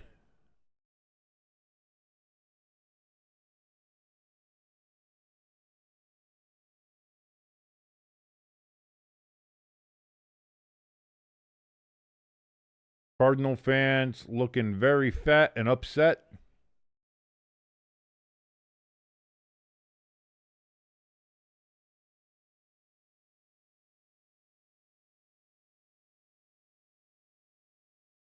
Of course, ELS, I love it. Listen, anytime you want to do, maybe we space the questions out a little bit more. We ran through fucking, what is that, 16, 17 questions there? 15 questions? We ran through 15 questions in a quarter, or a little over a quarter. We could space those out for the game, man, and we'd have a lot to talk about, even if the game's boring, kind of like this one is. Like, I like that. That's not bad. That's not bad. Thank you very much, ELS, for the trivia question, and we can keep on doing that shit. I like it. That's fun. I always like using it. that. By the way, it's halftime, so I should probably end this poll here. Ended up being 75% thinking that the Sea Chickens were going to go ahead and beat the Desert Birds 75-25. I like that, ELS. Yeah, next Thursday. And next Thursday, hopefully next Thursday will be a good game. They said it's going to be Niners-Rams, so that should be a good one. 2 seconds. Kyler Murray in shotgun. They throw a screen that gets 2 yards. And that's the end of the half. And the Seahawks get the second half kickoff. So it's just it's just bad all around.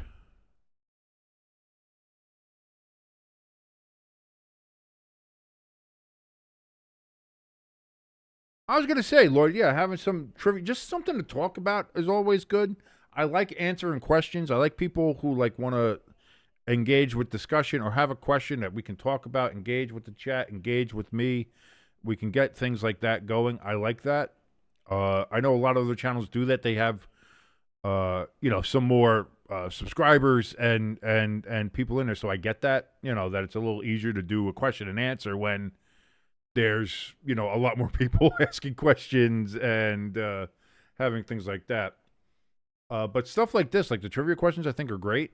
And that certainly helps with engagement with everybody, and maybe gets more people into the chat, gets more people to talk here, get people here. And I think that's a great idea from ELS right there. That is fantastic at helping the chat grow and hopefully engage more people in the chat. That's fantastic. So again, big hats off to ELS with the big brain move. The great idea there. Thank you very much, ELS, for all you do, and for everybody. Like I said, Pecan, he's gone ahead and donated now another $40, bringing him over to $100. $100 even. He's a $100 man. That's why he's in the ticker there for $100.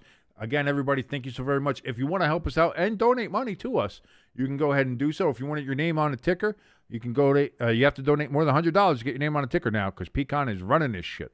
But if you want to do that, you can. If you want to donate anything at all, it doesn't matter. Like, you can donate bits of string. We're absolutely fine with that. Go to the top of the chat or in the link below this video for the donation station. We have that there. And of course, that is greatly appreciated if you do so. Thank you so very much. We also have a link to our merch store, which has very timely merchandise if you're a Giants fan, especially. We got Jackson Dart shirts in there. They've been in there for a couple weeks now, but boy, do they really seems to hit right now. This would be the time to buy the hot cakes. They sound like hot cakes.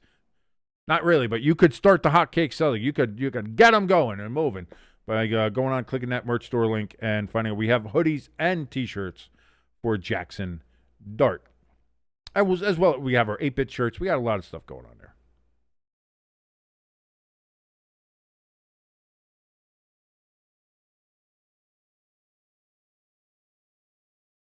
I was going to say, yeah, we could do 4 questions a quarter. We can just do something like that, space it out a little bit more, so that we have, it gives a little time to breathe, gives everybody a little time to answer, not look up on Google, you bunch of cheaters. And just, I like it. I like having that. And again, I don't mind I would love to have like a question and answer session, like a Q&A session. And that might be something I do in the future for like Friday nights or maybe a Saturday night event. Granted, if I'm not drunk, or maybe if I'm drunk, it makes it funnier. I don't know. Once hopefully we get some more subscribers and more people that would be here on a regular basis. I know you guys are always game. You guys are always here, and I love you guys for that. And I would love to start kind of doing that and building more of that kind of situation, just to have more content and have fun. Like, that's it. I just want to. I like having fun. I like having fun with you guys. I like having fun on here. I love doing this. It really is. These streams are the highlight of my day, highlight of my week, and especially for this time, highlight of my year. I love doing these, and so the more I get to do them and do them with you guys and actually be engaged and interacting with you guys is fantastic. So.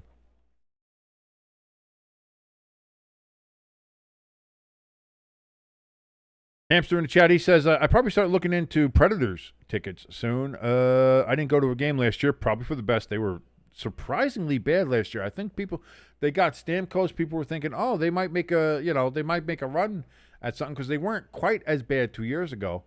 But last year they were awful, just awful. So Hamster says they have to be better this year, right? I would hope so. I certainly hope they are, for your sake. So. We'll see. And listen, just don't wear the Preds in the community shirt. That's all I'll ask. That's maybe the biggest whoopsie daisy of the whole season was the Nashville Predators. Oh, we're gonna do community service. Yeah, well, wear shirts. Okay, what do the shirts say? Predators in the community. Oh, well.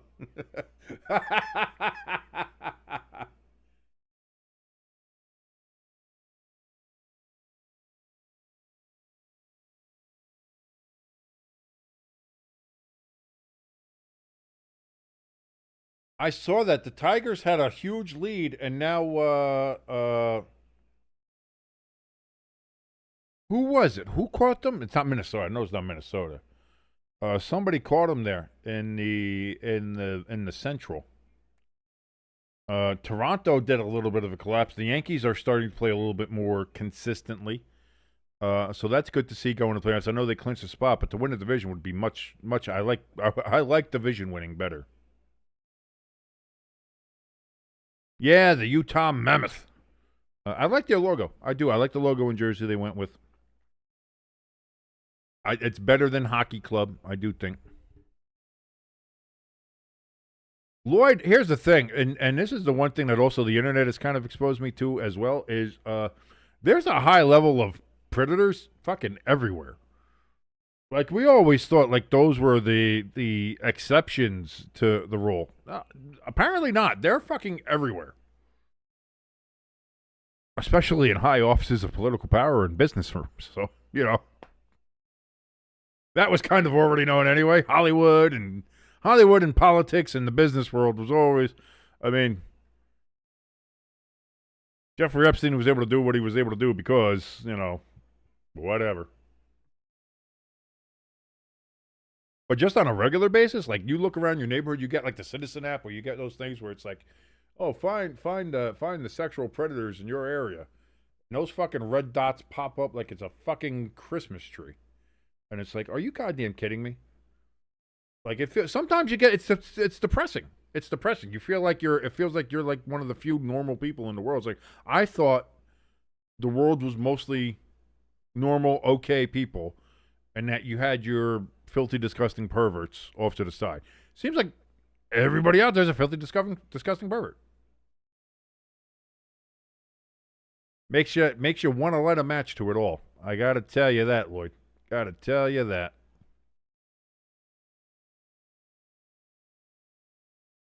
I'd like to get the Utah Mammoth jersey. I really would. That's one of the. I like that. But that's it. I liked Vegas when they came out. I like their initial jerseys. I don't like the gold jerseys. I don't know why they went to those full time. I'm not a big fan of those. They need to go back to that kind of anthracite charcoal dark jersey. That was cool. That was nicer. That was a cool jersey. But I like them. I like the Seattle Kraken. I think that's a cool jersey. I don't like the city of Seattle clearly, but I do like I like the merchandising. I like the logo of it. Really nice. Fucking Little John. Yeah, gotta get a paycheck there. It's not Atlanta, but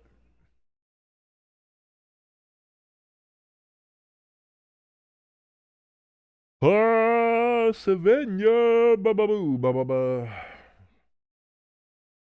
Oh shit! Am I gonna get copy struck by Disney now?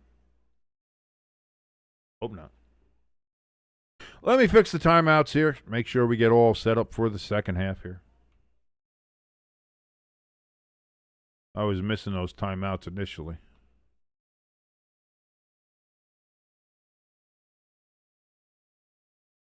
And Seattle will be getting the first possession of the second half, so they'll get the possession arrow. As we look at some of the stats are not great for the Cardinals as we see here. Sam Darnold, 8 of 11, one touchdown for $123. Kyler Murray, he's 13 of 22. He's got 79 yards on those and 2 picks. The one pick luckily didn't turn out too badly because Seattle fumbled it right back. But still, 2 picks, not great. Benson, the running back for the Cardinals, he has 4 carries and 23 yards. McBride's been the real one there for the Cardinals. 5 receptions, 39 yards. Calais Campbell's got a sack there. Kenneth Walker for the Seahawks, he's got 8 carries and 46 yards. And Arroyo. Again, I can't say it with the weird Japanese accent. I'm fucking weird. He's got 2 receptions for 44. So he's getting 22 yards average per reception. It's not bad. That is not bad. I was going to say, Hampshire, I wasn't sure. It's far away from Atlanta, but it does begin with an A. Atlanta, Arizona, maybe it's just like, if it's got an A in the name, I'll go. I don't know. Paycheck's a paycheck. You know what I mean? And got to be about that hustle. You don't Never say no. The one thing I learned when I worked in radio from my old program director, McKay, never say no. Once you say no, then you never get the opportunity again. So they ask you to do something. Yes, I'll do it. Might be good, might be bad, doesn't work out, do anything like that. But say yes and see what happens and get a paycheck for it. That's all. Hamster in the chat says he got too much of that crunk juice and now he's got the wrong birds. Too many birds. Too many damn birds in the NFL. We got Cardinals, we got Falcons, we got Eagles, we've got Seahawks. Any more birds? A jet is a iron bird, mechanical bird. These kids these days don't know who Little John is. That's the thing about getting old, man. What was fun and popular when we were young whippersnappers is now the. Here's the thing. Like when we were growing up, especially when I was growing up, and like my old man would listen to up here it was CBS 101, WCBS FM, Shadow Stevens, and Cousin Brucey, Cousin Brucey, and listening to like Fats Domino. And all the doo-wop stuff, you had the Four Tops and the Four Seasons and Buddy Holly and all that kind of stuff. And you listen to all that stuff, it's like, oh, wow, this is stuff. And that was, late 80s, early 90s. And that stuff was about, 25, 30, 35 years in the past from where we were at that time. And now, looking at the music that we liked, that we grew up with, it's about 25, 30, 35 years in the past now. So it's like, yeah, we're the old timers. All the music that I grew up with is now oldies. It's the Goldie oldies, baby. So, welcome to old age. Hamster, me, Jimbo, everybody. We're all, well, except for ELS. ELS was born in this century. That's terrible. That's a terrible thing. How dare you. Young whippersnappers.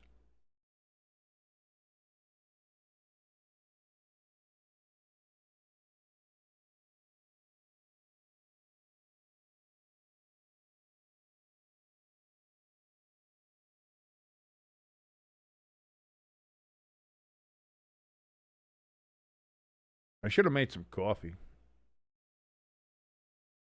I didn't make coffee during halftime. I was too busy talking in here. I like that, though. Keep me distracted. Talking here. That's good stuff. Maybe I'll just grab a soda pop.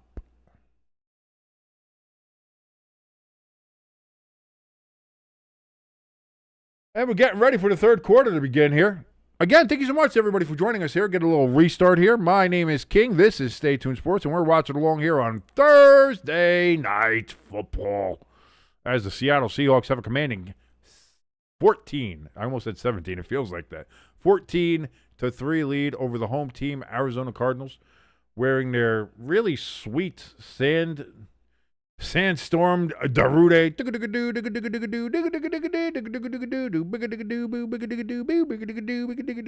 uniforms. Not doing them any good right now. And of course, Seattle's going to get the ball first here in the second half, looking to see if they can expand their lead to maybe 17-3, maybe 21-3, or can the Cardinals defense get a stop and hopefully allow their offense to get back into the game. Kickoff's taken about the 5-yard line. Seattle runs it up to the 30, hit down at the 32, 33. He's going to get ripped down to about the 33, 34. We've got some pushing. We got some shoving, but we don't have any loving. Right now, according to ESPN, Seattle has an 80.6%. I'm tired. I don't know why I'm so tired. I've been tired this whole week. I don't know why. Has an 80.6% chance of winning this game as it stands coming out of halftime. Let's see if that remains the same as we move on here. Now, again, officially from the 34, play action from Darnold. He's going to be hit from behind. Ball's loose. Seattle jumps on it, though. It's going to be for a loss of 2 yards. Josh Sweat formerly of the Philadelphia Eagles, now of the Cardinals here, gets the pressure. Sam Darnold unable to feel that pressure on his backside. And ball was stripped from him. Sweat couldn't hold on to it.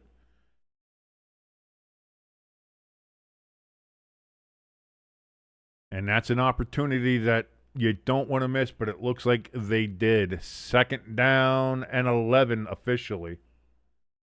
This is going to be a pitch out.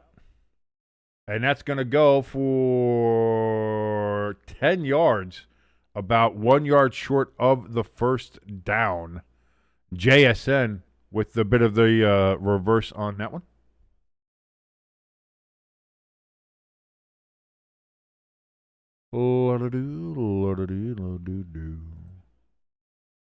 Third and 1 upcoming here. It seemed like the Seahawks did better when they did the up-tempo, fast-paced. They do these when they're huddling here. It doesn't seem to do. They're not doing as well. But here we go. Darnold back looking. He's going to throw, and he gets it completed to his man. That's Barner.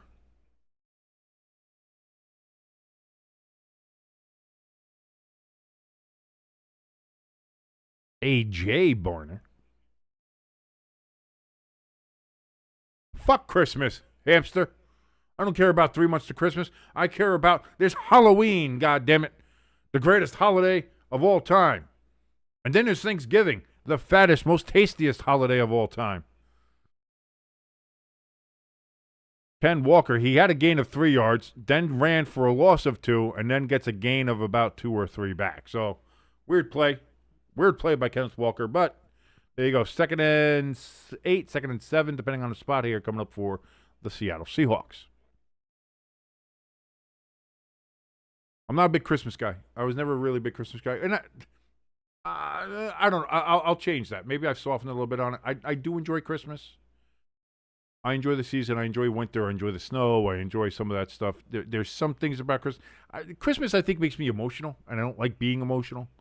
You know, I'd rather keep all that stuff down inside and into a nice little ball where I don't have to pay attention to it. And Christmas kind of brings all that up, so I'm not a big fan of it as far as that goes. But yeah, Halloween for me is by far the best holiday, and Thanksgiving and New Year's. That's what I love Halloween, I love Thanksgiving, I love New Year's. Those are my 3 best. And then there's Christmas right in the middle there, which is always like, all right, it's great. It's, you know, it is what it is. I get it. Third down upcoming here for the Seahawks. They're in Cardinals territory here, obviously. Looking to keep this drive going. That's going to be a handoff to Charbonnet, and he's going to get a gain of 3 yards and a first down. So the Seahawks keep the chains moving. Yeah, I agree. I do love the Christmas lights. I wish I could put them up all over, like have them up like the fucking fairy lights and shit. Like, you know, along the edges of the rooms and everything. Just have everything lit by that low ambient fucking Christmas light. I like that. It is a very kind of warm, cozy feeling. I enjoy it. I do. I agree. I'm with you with that, hamster. I'm with you on that. Calais Campbell trying to. Oh my God! He swallows up Sam Darnold. Who's that? That wasn't Campbell. That was Robinson.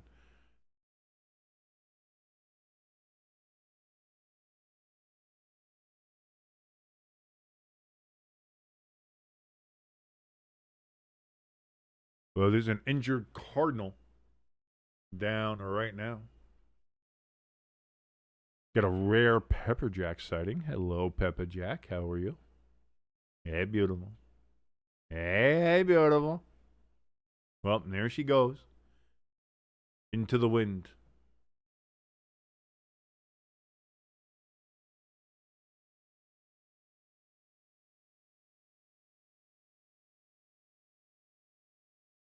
No, I mean, you'd like to think people are nice around Christmas time, hamster, but I've seen too much of the opposite, unfortunately, in my days. That might be another reason why I'm kind of become disillusioned about Christmas a lot, even as a kid. I mean, there's a lot. I always felt like I didn't deserve gifts or presents. So, to be fair, I never liked my birthday anyway for a lot of that same reason. Like, I felt like I didn't deserve gifts. I didn't deserve the attention. I didn't deserve any of that. So it's kind of the same with Christmas too. I was like, I don't want to get any gifts. I don't like it. So it's one of those things. And then also just growing up, you realize that people at Christmas time are just as big assholes as they are any other time of the year. So it's, but Halloween, everybody's spooky and girls dress up like sluts. How do you not like Halloween? Walker with the carry. He's going to get about 4 yards on 2nd and 15 after the sack. And I'd say the candy's a big plus too. And I think for everybody who's not diabetic, it is. For me, candy's kind of a detriment. The candy's kind of a death. I can't do the candy. But everything else is great. The apple flavored everything, I could do that. Give me some apple cider, sugar free, or alcohol. You get the alcoholic cider because then it doesn't have any sugar in it. It's just alcohol, which is fine. Or so I've said so in my mind. And then just all the fresh apples and stuff. Everything is just smell like it. Just Halloween and Thanksgiving, that fall time. That's the best. Charbonnet out of the backfield on 3rd and 11. He's going to be short of the first down, but it looks like the Seahawks are staying on the field. They're going to go for it here. They're close. They smell blood in the water, or blood in the sand, or in the desert, whatever it is. But no, they changed their mind, and now they're going to go for the field goal to make it 17-3, and make it a full 2-touchdown game.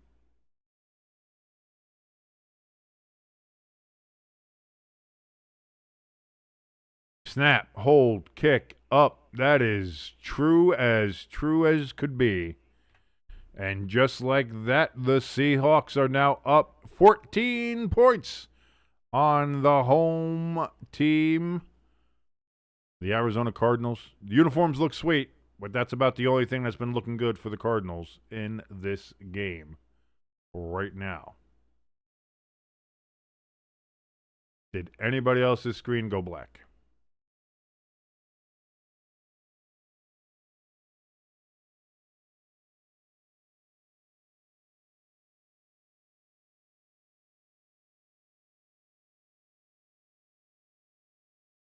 Don't like that.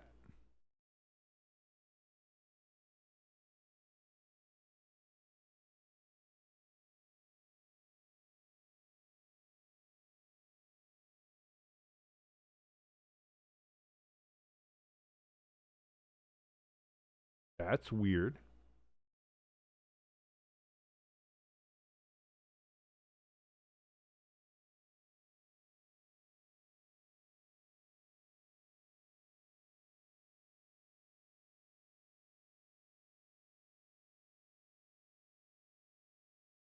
Oh, I missed that stat at halftime. Jonathan Gannon has a 4-18 record when trailing at halftime as the Cardinals head coach. That's not great.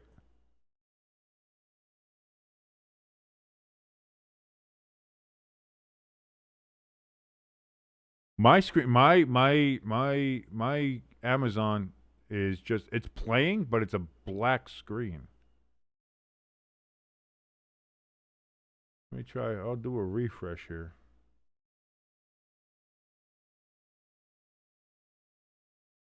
Okay, that was weird. Don't know why that happened.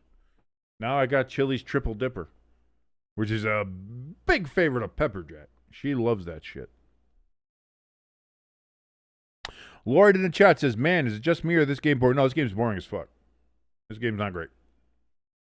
That's it. I'll give at least the Miami Buffalo game. We all thought that was going to be boring, and that turned out to be a pretty fun, exciting game. This one is boring. Yeah, I just got the chili commercial. Yeah, I did just get the chili triple dipper one. Like I said, I don't know why it went black on me there, but it wasn't loading. So I do a little reload. We're fine. We're back, baby.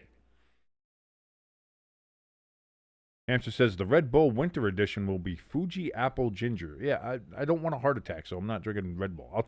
I'll have a heart attack by drinking coffee, thank you. ELS, how's the coffee tasting going, by the way?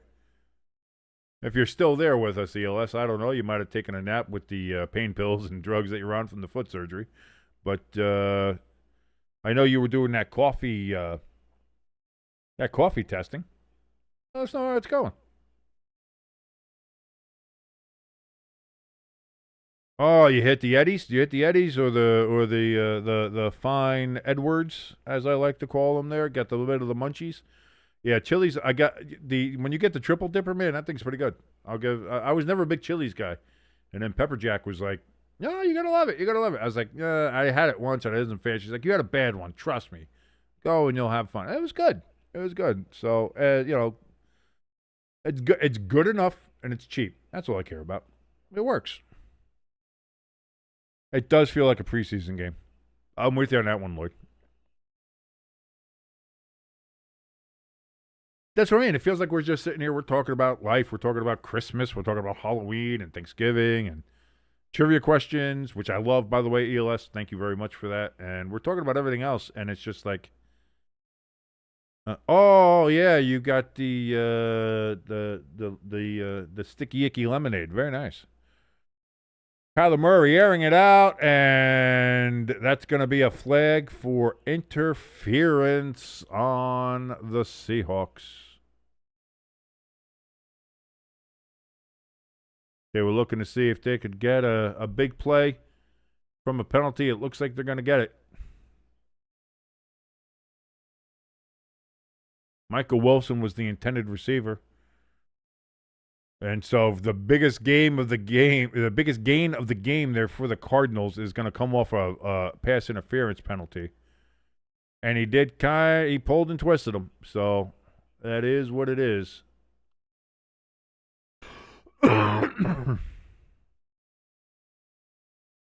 Oh, do they now? Down there in Georgia?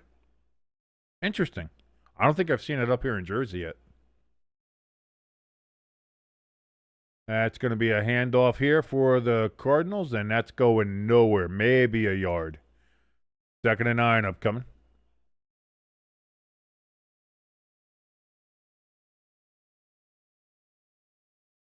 Right now, I feel kind of bad because I feel like I put more effort into making the specific Cardinals rivalry sand graphic here for them than they actually are in putting an effort in to win this game. Oh, Kyler Murray was trying to break loose. He gets back to the line of scrimmage, but we have another flag. This might be holding.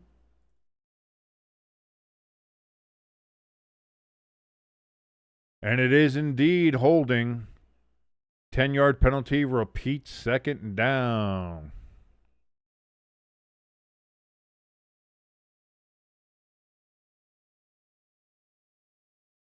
Georgia and Bama game Saturday night will be insane, especially where I live. All right, Hamster, we'll see what happens.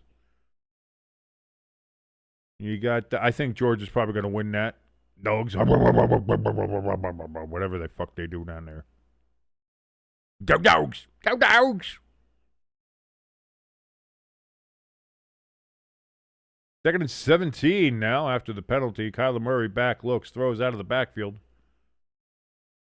And that's going to be a gain of 3 yards. Again, they just can't get anything positively going here. Trey Benson, again, the receiver. Well, he's the running back out of the backfield, but he was receiver there.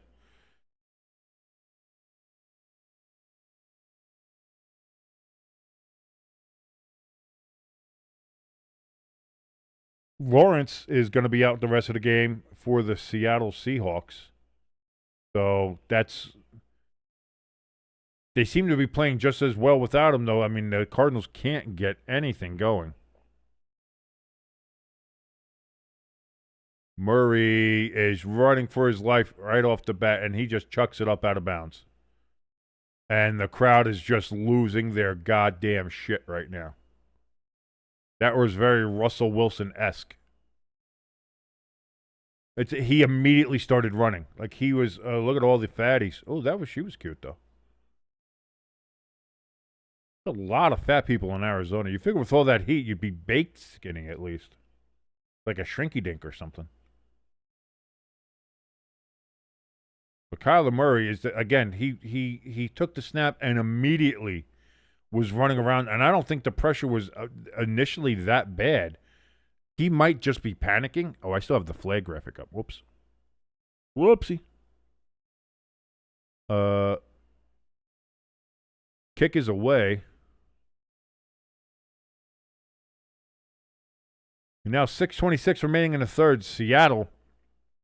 It's starting to look like this is their game to lose. And unless they screw up horrendously. Lloyd said people are already leaving. Hey, listen. It's only, what, 7 out there? 8? I forget what it is, summertime in Arizona. I think because they don't switch. There's no daylight savings in Arizona. So, I forget if it's Pacific time now or Mountain time. Either way, it's either 7 or 8 o'clock out there. The night's still young out in Arizona. A lot of dispensaries out there you can go hit up. And after this game, I feel like a lot of Cardinal fans might have to go ahead and hit that dispensary because you need something to help you get over the pain of watching this fucking game. That's for sure. No, hamster. No, I was always. That's why we do the whole thing that we do the 4 quarters here, and we do we stay here and watch the whole game because I want to treat this almost like we're sitting at the game, and I never leave a game early, even when we're getting blown out, even if there's something wrong. Like if you paid for the ticket, and tickets are not cheap now, and neither is parking, and neither is anything like that. Like, what else are you doing in your night? Now, some other people might do it, and they might, that's their prerogative. They're Americans. They're free to go ahead and do what they wish.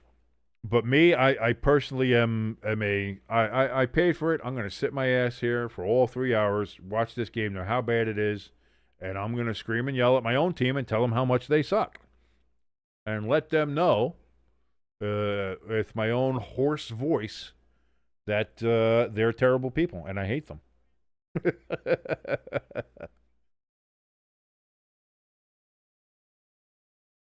Hey, where the heck where'd my water go? Not much left in it, but I'm getting a little thirsty.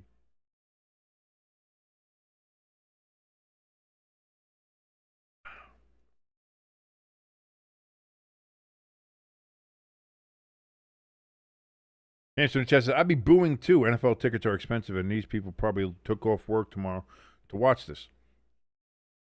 Maybe he took off work. I don't know. Again, because it's on the West Coast, it's a little easier to go to these primetime games and then be back. You're not up until 11 or 12 at night.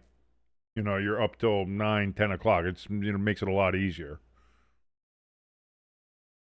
So that's going to be a pitch. Ooh, JSN. They were trying to do a reverse there. Ends up with a 2-yard loss. Great tackle there.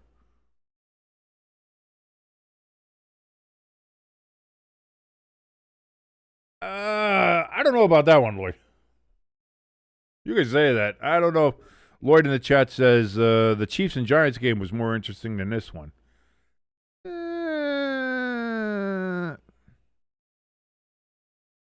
I'll say this. Neither one of them are great.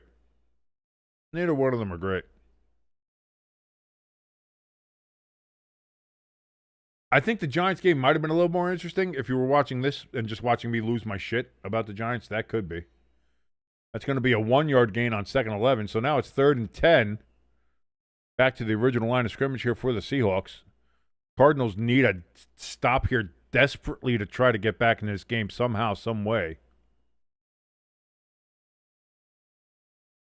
Seattle's got 252 yards to the Cardinals' 115, averaging 6.1 yards a play. Cardinals are only averaging 3 yards a play. And that's why I say, you watch the Cardinals playing, it's either they gain no yards or they'll do like a fucking screen out of the backfield for 3 yards. They have no big plays. They have no energy. They have no urgency here. 3rd and 10. Darnold throws. Bounced off the hands of Cooper Kupp. 4th and 10. And so the Cardinals needed a desperate stop, and they got one. Can they do something on offense here? For the love of Christ, somebody throw a pie.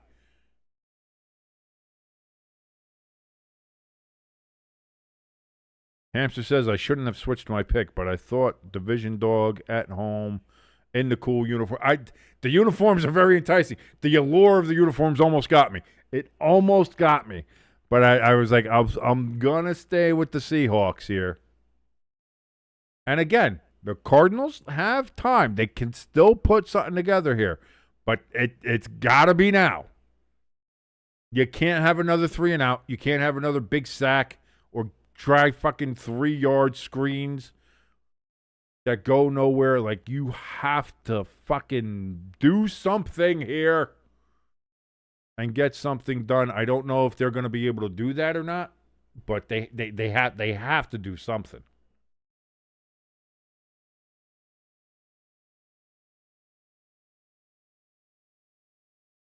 Because they are, I mean, here we are. We're towards the end of the third quarter.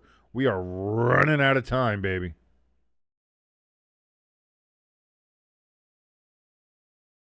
What's the betting line right now? Right now, the Seahawks, if you wanted to bet on the Seahawks to win, they're a 10.5-point favorite. The game started off with the Cardinals being a 1.5-point favorite. And that's according to ESPN Bet. It might have been different on other books, which I'm imagining that's what Hamster was looking at, saying that they were a home dog. But on ESPN Bet at close, when the game kicked off, they were 1.5-point favorites. Now it is Seattle, who is 10.5-point favorites as we're here at the end of the third quarter. Over-under right now is currently at 33.5. It's closed at 44.5. So, yeah. It's because, I mean, the scoring is not nearly what it was. And right now, ESPN has the win probability as Seattle at 90.3%, which seems about accurate for how the Cardinals have played. Hamster says, Lloyd, I literally don't give a shit about this game. I got to be honest, I think the Cardinals don't give a shit about this game either, Hamster. If we're being honest with each other, I don't even think the Cardinals give a shit about this game.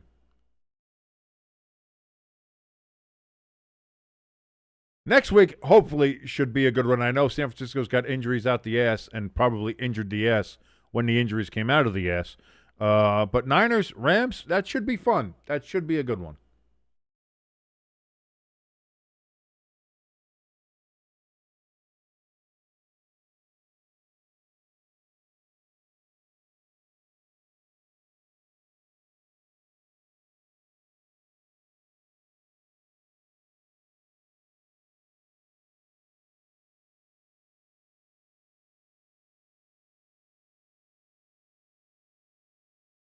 So here we go. 4:50 remaining in the third quarter if you're watching along with us. And if you are, thank you so very much. 1st and 10 for the Cardinals from the 38-yard line. Kyler Murray back, looks, throws, gets it to McBride. A gain of 3 yards again. There's 3 yards, 3 yards, 3 yards. Murray looks fucking panicked back there. He does not look comfortable. His feet are dancing as soon as he gets the ball. He has no rhythm. He's very out of it right now. Very not comfortable, and you can see it. If I can see it, I think any other regular football person can see it as well.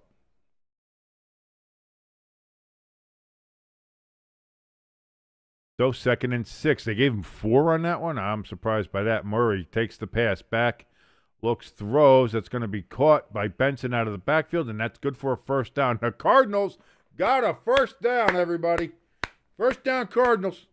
Round of applause. Holy shit. Haven't seen one of those in a while.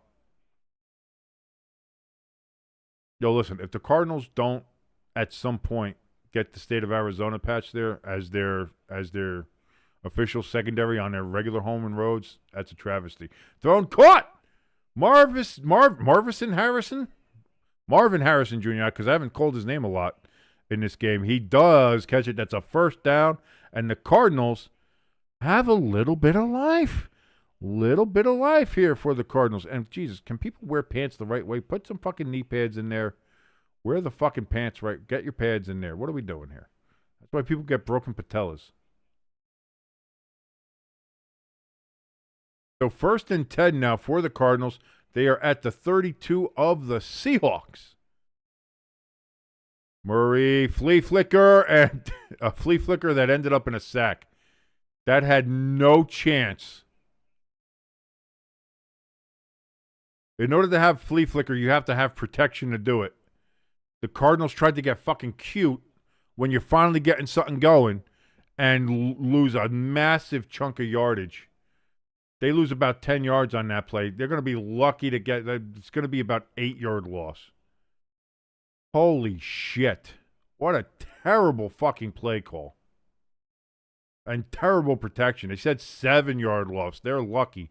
2nd and 17 now for the Cardinals after that disastrous flea flicker. And Murray's going to run for his life again. Look for somebody who's going to pull it down and lose about a yard.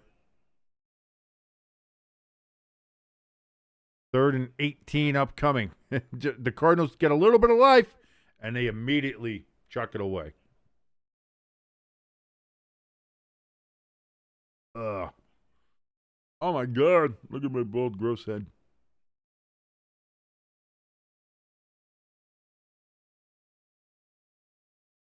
Dude, that's it. I'm not even a Cardinals fan. I want like a mini helmet. I'd go one of the hoodies, like the sand colored hoodie with the. I'd buy that. I'd buy that for $1. Incomplete pass out of the backfield. 4th and 17 for the Cardinals, and they're gonna punt. And the crowd goes mild. Hey, there people are pissed. Imagine painting your goofy-ass face like a Cardinal to watch this shit.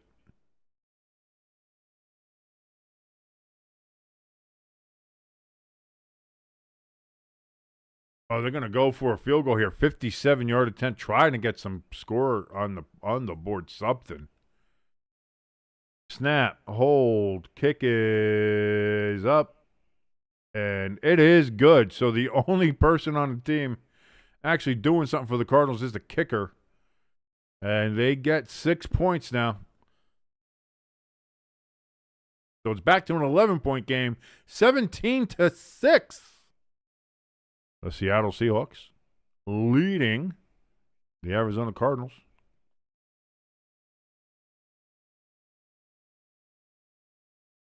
ELS in the chat says, welcome to the Arizona Cardinals, where Kyler Murray doesn't know what he's doing. He's overrated. Was he ever rated? Like, that's what I mean. They gave him that huge contract, remember? And then it came out that they had the Call of Duty fucking clause in there. Like, hey, we're going to monitor how much film you watch because we know you're not watching film. You're just playing fucking video games, and it's causing your second half of the season to suck. And, like, he had that one good half a year, got massively paid for it, and he's been ass ever since.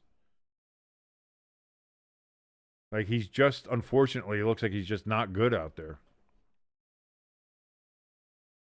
ELS says the only positive for the Cardinals right now is their fucking jersey. I agree.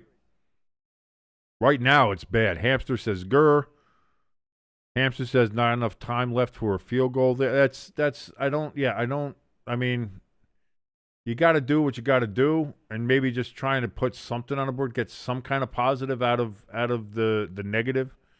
You got to pull the nugget of corn out of the pile of shit and feel like you got something going. Lloyd in the chat says this is peak comedy. This is I was gonna say then this is where we are. This is where we are with this game.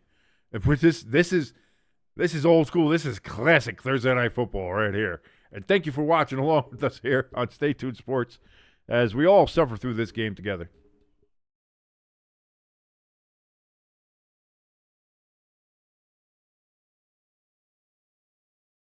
That's going to be the joke. Is that's not sand spotting or clay spots on the uniforms. That's just fecal spray from how shitty they played.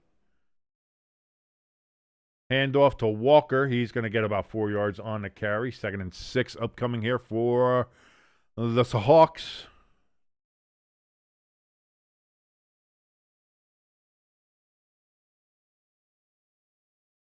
ELS.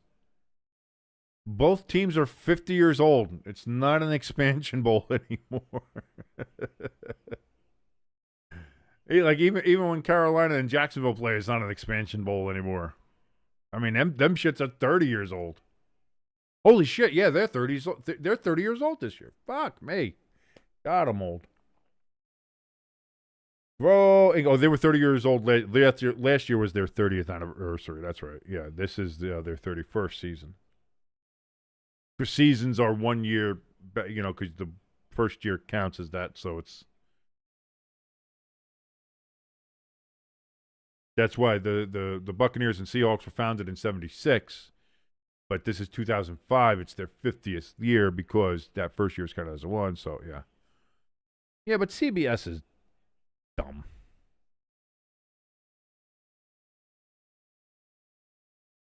5 years. The 5 years is you have to wait 5 years from your last change to update your jersey. That's going to be caught by JSN, and that's a first down for the Seahawks. Yeah, as somebody who is well versed with the whole uniform rules of the leagues and stuff like that, yeah, the NFL is you have a 5 year waiting period for your main uniforms.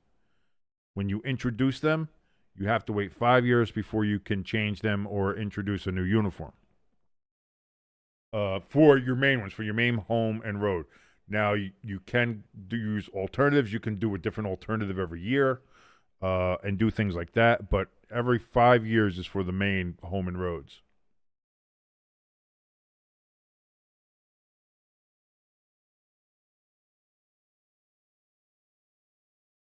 And this year, because they only did 2 divisions this year, Lloyd. Or not Lloyd, Hamster, sorry. Lloyd was answering Hamster. Why did only certain teams get the cool jerseys? By the way, end of the third quarter. Right now, Seahawks lead 17-6, ladies and gentlemen. So with that, you know what time it is, boy. And this is a hard one. This one's more difficult than the other times. The other games we've watched been slightly easier with some of them. Maybe not that Sunday night game between the Falcons and the Vikings. That one was pretty bad. But for now, get the fours up. Get the fours up in chat, at home, wherever you are. Let us see the fours. 4 full quarters. This one's rough. This one feels really long. But we're going to get through it. You and me. That's how we're going to do it. But yeah, Hamster, what they did this year was the AFC East and the NFC West were the two teams that got to do rivalry uniforms. Next year, it'll be 2 other divisions. I forget what it is. I think it might be AFC North and NFC South. And then it's going to go on from there. So it's like so it's for 4 years.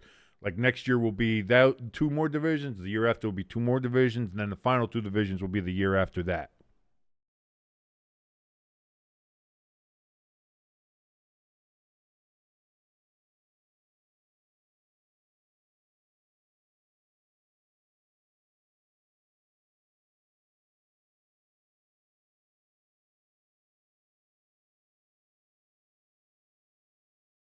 No, and that's the thing. When it comes to like the NFL can waive the 5 year rule for certain exceptions. Like when Washington did the 2 years as the football team before then they adopted the horrible Commanders identity. And so the NFL allowed them to do that because of, special circumstances. But we'll see. I by the time I think if they go back to Redskins, it'll probably be 5 years anyway, so they might not need to jump on that.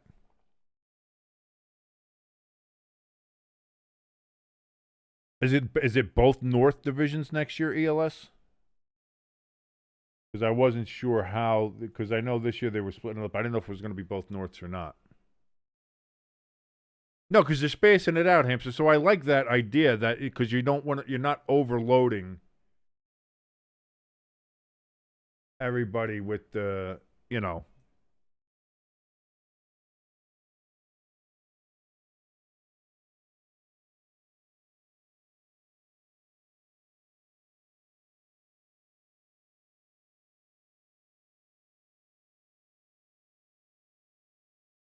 For the 2026 season, it will be the AFC South and the NFC North. Those are the 2 divisions for next season. The AFC West and the NFC East for 2027, and then the AFC North and NFC South for 2028.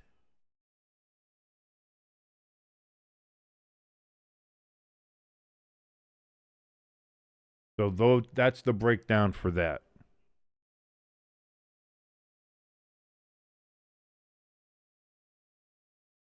Third down and 4 coming up here for Seattle. 14:39 remaining. If you're watching along with us, and you are, thank you so very much.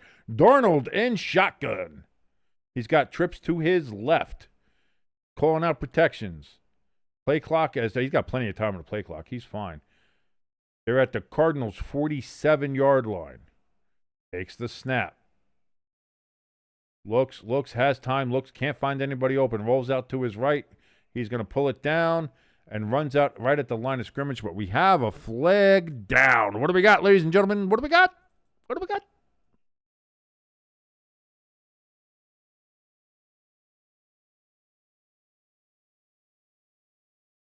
Yeah, so next year is the NFC North, so the Packers get to see. Holding on the Cardinals, and I don't know about that one. It seems a little iffy. I think he just fell, but that's a 5-yard penalty and an automatic first down. So the Cardinals, again, can't seem to get out of their own way. I think that's a bad call, personally, but who am I to say?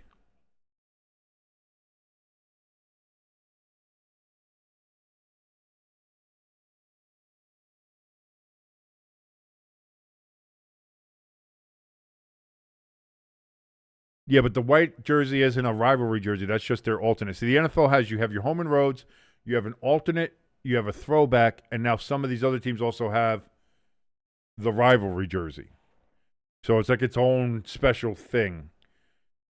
So like the Miami Dolphins have their home and road. The Miami Dolphins also have their throwback uniform. Oh, dropped pass. Kenneth Walker out of the backfield. He could have had that, but dropped it.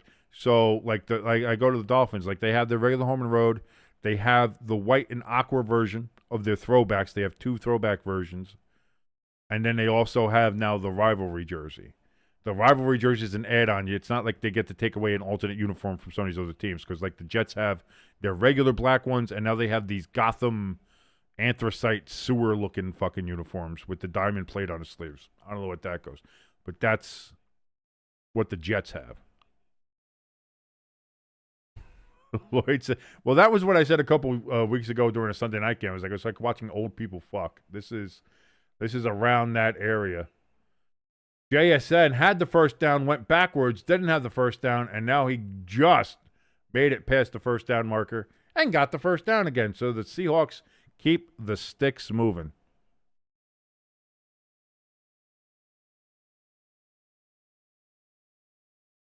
And you kind of have the feeling. I mean, I kind of have the feeling that this game's over anyway, but you kind of have the feeling here that if the Seahawks get really any kind of points here, this game is kaput unless something absolutely dramatic happens. Lloyd says he thinks it's much worse, and it could be. You know what I think it might be? On top of that, Lloyd, I think it might be this is Thursday. The thing about a bad Sunday night game is that you still had a whole day of football. So you still got to see some good football. So maybe it softens the blow of having a bad primetime game. Kind of like I said, Giants-Chiefs. I think if Giants-Chiefs was a Thursday night game, we would see it a lot worse than what we did. Because some of you guys are even saying, oh, I thought that had a little juice in it. It was a little exciting. I personally don't think so, but I think that might be that the rest of the good football on Sunday helps soften the blow. Kenneth Walker, he's going to break loose 10 to 20, 15, 10, out at about the 7-yard line, and that's going to be 1st and goal Seattle. And the fat lady is tuning up. Someone get a Della sandwich because it's getting time for that fat bitch to sing. King, how dare you? She's lost a lot of weight. How dare I know. Also, the word is that the deal for Taylor Swift to do the halftime show might have fallen through. So Adele would be the backup. What a fucking disappointment that would be. To go from if you're gonna get somebody to fill in and it's not Taylor Swift, get fucking Metallica Charbonnet with a couple of dancey moves, and that's gonna be that stadium's gonna empty out real quick. Now, we got a flag. Hold on. Pull the touchdown back first. We got flags.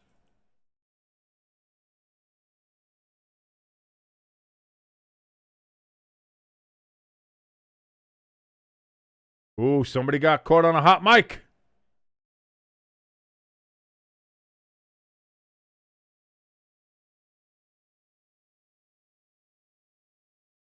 Would they get a pick? Or hold? Yeah, no. They called JSN for that. So what would have been a touchdown and probably the dagger.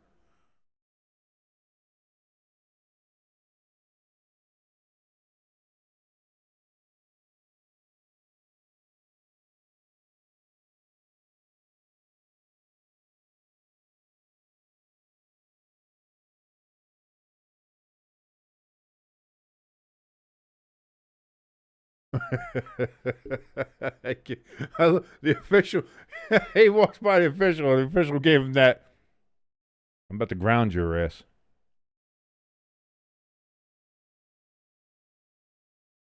Injured Cardinal Thompson on the field. He's getting up, walking off. Good for him. Hopefully it's not anything too bad. He seems to be okay, walking off on his own power. Got a little bit of a limp. Hopefully, again, like I said, not anything too seriously. Lloyd says the reason he doesn't think the Vikings-Falcons game was as bad because in the beginning, at least the Vikings showed us fight. I don't have the volume up super high, so I didn't hear what he said or if it went over the open mic. I just love the fact that the ref just fucking stared him down and was like, motherfucker. I'm speaking to America here, sweetheart. Give him the old stink eye. Yes, he did, Lloyd. So first and goal now from the 13-yard line. It's going to be another handoff to Kenneth Walker this time. He gets it down to the 8-yard line. Second and goal upcoming.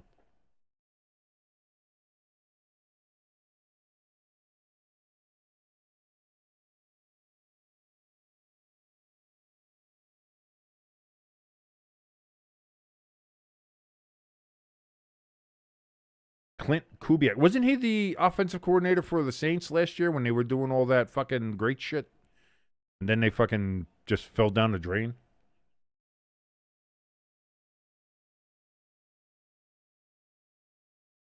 And that's going to be at offsides on the Seattle Seahawks, moving back 5 more yards. Again, Seattle, for as much as we're saying the Cardinals have been kind of bad, Seattle's been really playing. And I feel bad because we were doing so well in this game. I thought we might not hit double digits in the flags, but we have hit double digits in the flags.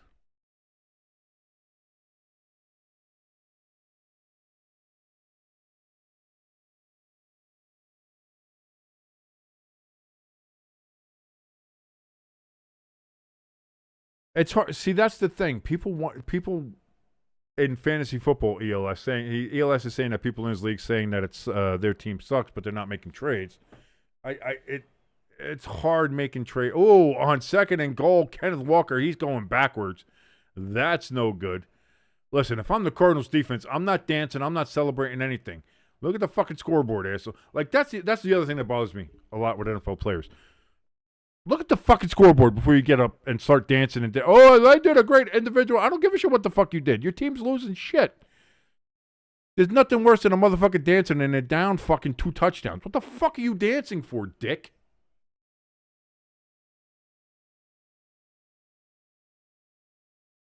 So now third and goal. I feel so terrible that this wonderful field paint job is going to be wasted. Darnold throws. That's going to be a screen pass to Cooper Kupp for about 3 yards. Nothing big. Cardinals players celebrating. There's 10 minutes left, and you're going to be down 14 points again here soon. So not sure why the fuck we're dancing and celebrating. But, hey, you know what? You do you, boo. You do you, boo.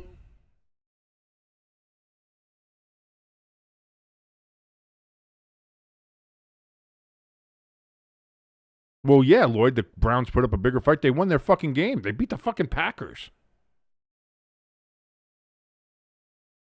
Now, can they beat the Lions? Dude, can you imagine if the Browns beat the Lions and Packers in back-to-back weeks? Fuck off.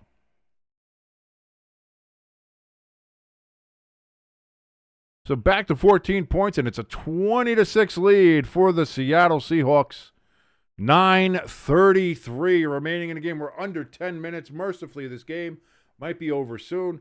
I might be able to go and have a nice little snack, watch some TV, relax for a second, decompress from watching this fucking game. So we're almost done, folks. We're almost there. Lloyd says I'd have a seizure. Dude, like I was going to say, you wouldn't be able to talk shit to, you and ELS wouldn't talk shit to each other. You'd actually sit there and commiserate. It's like, I know, I thought we were all good, but the fucking Browns, man. Yeah, man, fucking Browns.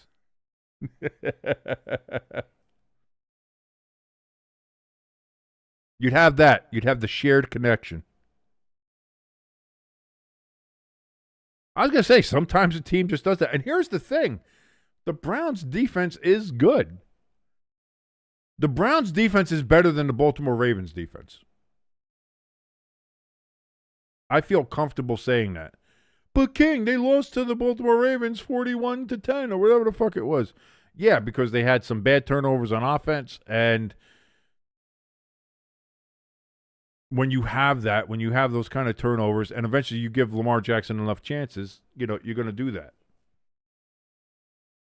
And they were like, again, once Baltimore gets on a roll and they have a sizable commanding lead, they usually don't let those go. It's the tight games with the Ravens where they always kind of fuck up and fold.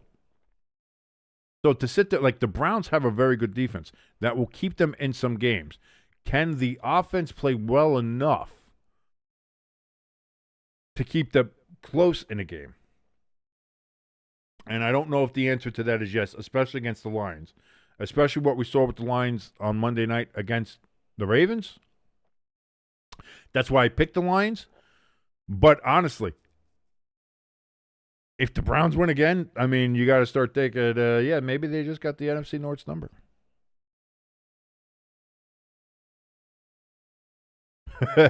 Lloyd's like, talk all that shit about the Browns until you lose to them. That's what happened, yeah.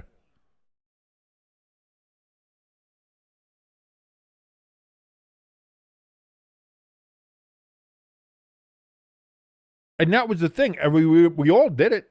We all did. Yesterday, when we did the picks last week, when me and Jimbo did the Friday forecast, we were just like, oh, God, Packers. Why are we even doing this game? Packers, Browns? Like, like this? Come on. Like, I was expecting to put the Packers maybe up at my number one team by the end of the week. And it was, whoops. Can't do that. Jordan Love did not look good. The offense did not look good. Some of that is the Browns' defense. Some of that is just it was just an off game from the Packers' offense. I'm not sure what it was.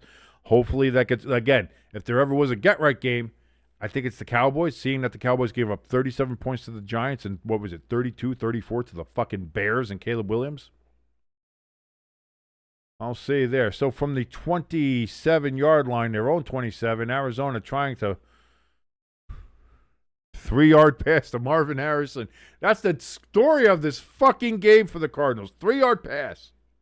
3-yard run, 3-yard pass, punt the ball. What the fuck are we doing here? Fucking hell.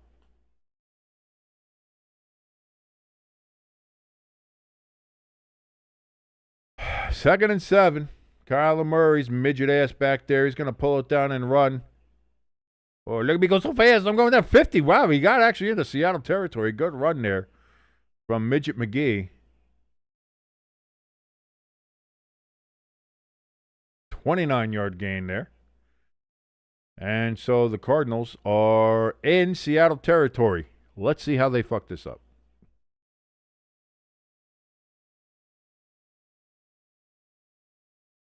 First and 10, Murray takes a snap, rolls out to his left, trying to direct traffic, can't, slides down at just a yard past the line of scrimmage. Second and 9, 8:24 remaining and counting here. Hamster says Speedy Gonzalez. That is culturally insensitive, Hamster. How dare you? Love Speedy Gonzalez, by the way. Anybody my age or older loves Speedy Gonzalez. Speedy Gonzalez is the best.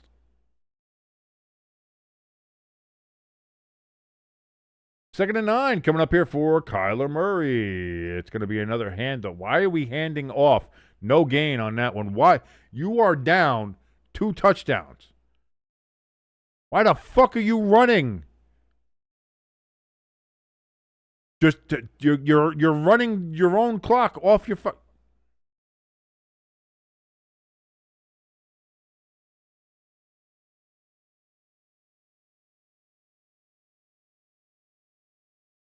3rd and 8. Kyler Murray back, looks, throws over the middle. That's going to be caught at the 30-yard line. First down, McBride.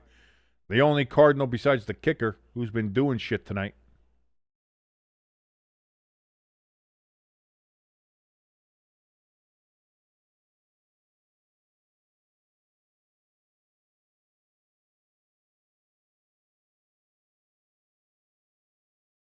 Another running play. Why are we running? You haven't been able to run all game. You're getting 3 yards on these fucking runs. All you're doing is eating the clock and running the clock down when you need to conserve time. 2nd and 4. Kyler Murray throw. That's got to be a fucking flag. And Jesus Christ, he was molesting him. I think he's going to have his baby. What the fuck was that? What are you putting your hands up for? You were fucking hugging him like he owed you something after dinner. I almost said something bad, but I decided to pull it back. See, I'm learning. I'm doing better. Don't fucking ban the channel, YouTube. Hamster says, stop running the ball. That's what, I mean, just, it's... Whew. Lloyd in the chat says, not going to lie, King. The chat and you sound like we died and are in a purgatory, and this game is our punishment. Dude, I'm actually legitimate. Like, the Cardinals aren't even my team, and I'm legitimately frustrated with this fucking team. Like, how are they doing this? Kyler Murray just running into the back of his own player, 1st and goal after the penalty, and it goes for a fucking 3-4 yard loss, a massive loss there for the Cardinals. And the clock keeps tick, tick, tick, tick, tick, tick, tick, tick, tick, tick, tick, tick, tick. God damn it, Cardinals. What are we doing?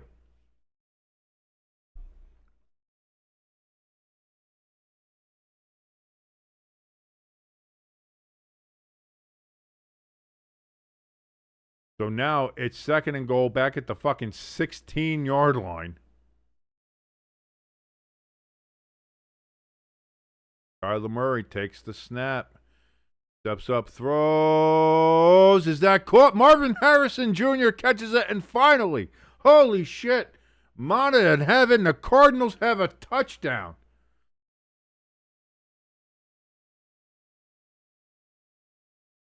But there's only 5:50 left in the 4th quarter.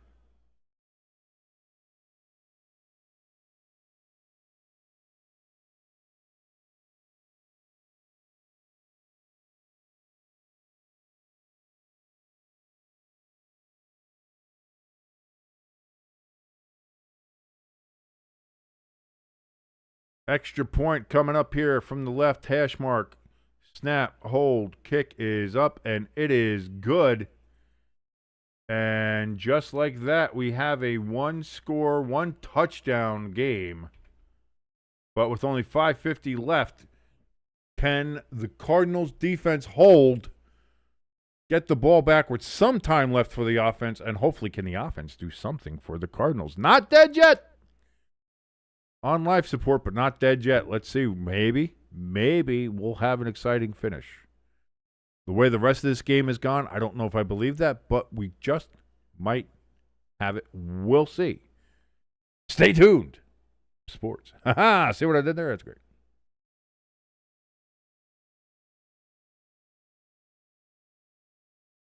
Woo! Like, I feel like I should be more excited that there's actually something to happen in the game, but I feel like the 3 quarters kind of put me at a nice lull. So now I can't even be, like, properly excited. Does that make sense? I don't know. But anyway, we do have a 20-13 Seattle Seahawks lead over the Arizona Cardinals here on Thursday Night Football. Thank you for watching. My name is King. This is Stay Tuned Sports.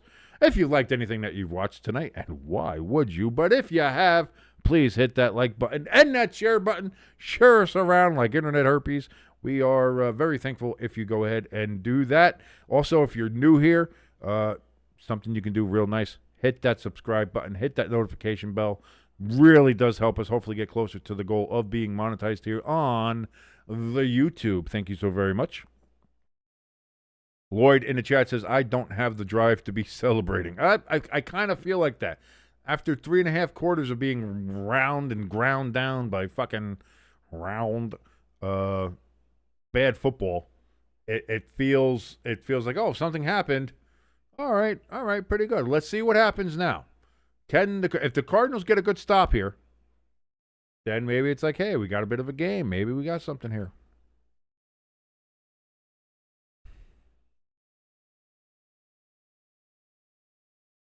By the way, if you want to donate to us at all, we have a link for our donation station, top of the chat and description below. If you want to buy any merch store link, top of the chat and description below. If you want to join our Discord, you got it. Top of the chat, description below. All of that is there. Plus, if you want to vote for my nephew to be Youth Athlete of the Year, which I know you want to do because you're good people out there, top of the chat, description below. All of those links are there. Thank you so very much, everybody. I never had Wingstop either. When chicken wings, when Buffalo wings started being fucking $2 a wing, eat shit. We need to make fucking Buffalo wings back to being 25 fucking cents during football games. That's the world I want to live in. Go to your local pub, go to your local bar during football. Guess what, baby? You got like dollar drafts and 25-cent wings during the entire football day. Sit my ass at the bar, feed me hot fucking chicken, and give me cold fucking beer. That's all I needed. Not these days now. Nowadays, you got to take out a mortgage just to get a fucking 8-piece of fucking Buffalo wings. Eat shit. Sam Darnold throws over the middle. Almost intercepted. Oh, my God. You can't drop those. You cannot drop those. In this kind of game, that could have been an absolute game changer for the Cardinals. And instead, it's going to be 2nd and 10 for the Seahawks. Hamster says, my internet keeps going out and messing up the game. That's kind of a little bit what happened before with me. Screen went black. It was like a little wonky. I don't know why. I don't know if that's an Amazon thing or a provider thing. 2nd down, handoff to Kenneth Walker. He's going to get 1, 2, 3, 4 yards. Maybe 5, depending on the spot. It's going to be 3rd and about 6, I would imagine.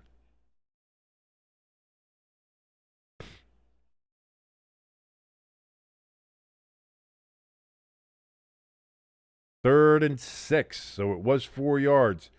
Clock is ticking, 5:12 and counting. If you're syncing along with us, and if you are, thank you so very much for watching this game with us here on Stay Tuned Sports.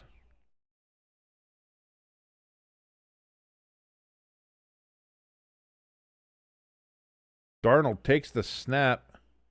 He's got time, throws a deep ball, and he's got his man, JSN, caught. Deep ball, 1st down for the Seahawks, and they move the chains. That could be the dagger. And that's why you don't drop interceptions. Cardinals had their chance, and just like that, catches it. 1, 2, that's a catch, baby. I'm very happy to have JSN on my fantasy team.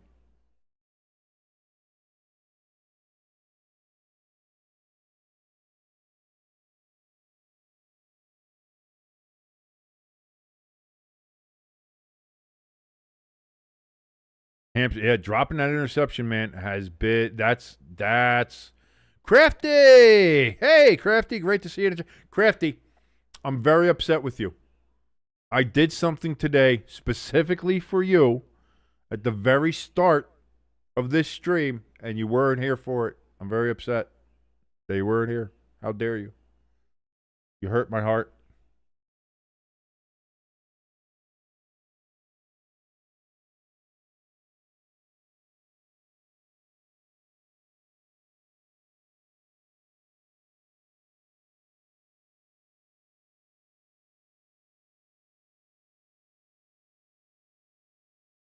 Kenneth Walker, he gets the handoff, and he's going to get back to the line of scrimmage. No further.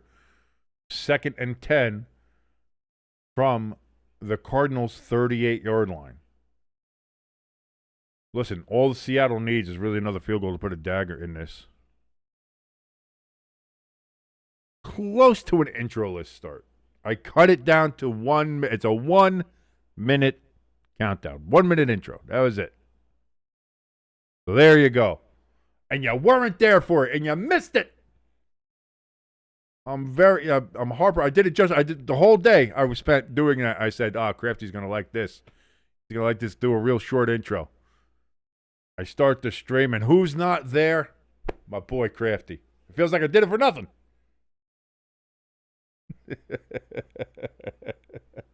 Third down upcoming here. Cardinals take their first timeout of the second half.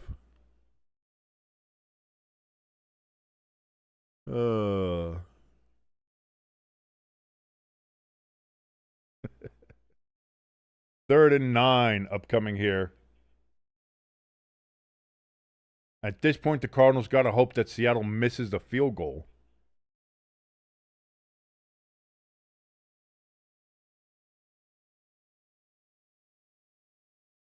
Kirsty says it went by so fast I missed it.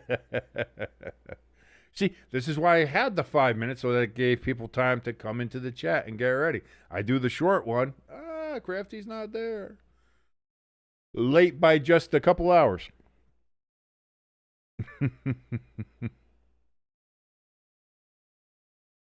Hand off here to Charbonnet. That's going to be good for 2 yards. Fourth down, and the Cardinals are not taking a timeout. So this is going to go all the way down to about 3:20 before the Seahawks will kick a field goal and then make it a 2-possession game again, so that it does. I mean, it's yeah. God, they had it. They had to get that interception. When the Cardinals dropped that interception, that was the dagger. They're hoping a little San Diego curse here, like I do for when the Giants have to get an opposing team to miss a field goal. Oh my God! But they missed it.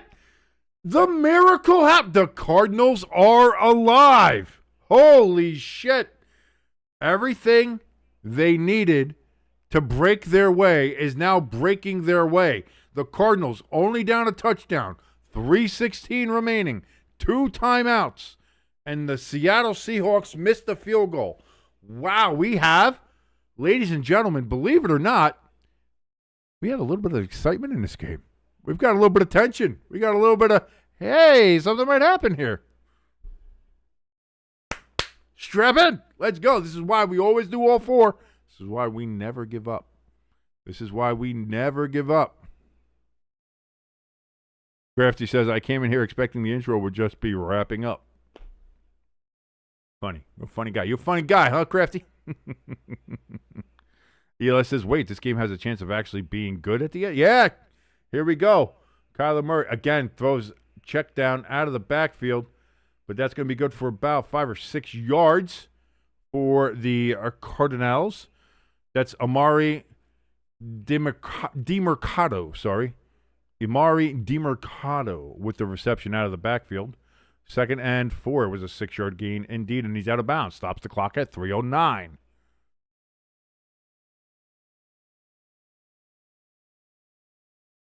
Crafty says, I hate when kickers let down the entire team like this. When you're a kicker, you gotta make it.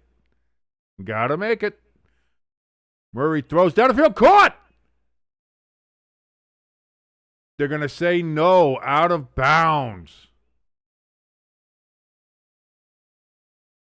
Michael Wilson was the intended receiver. Let's see. Caught one. Where's the knee?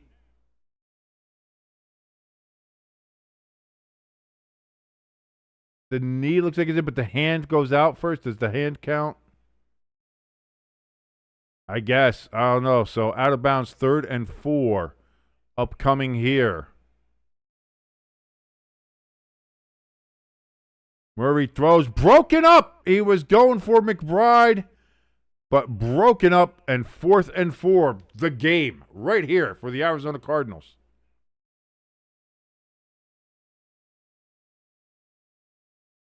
Lloyd says the game is over.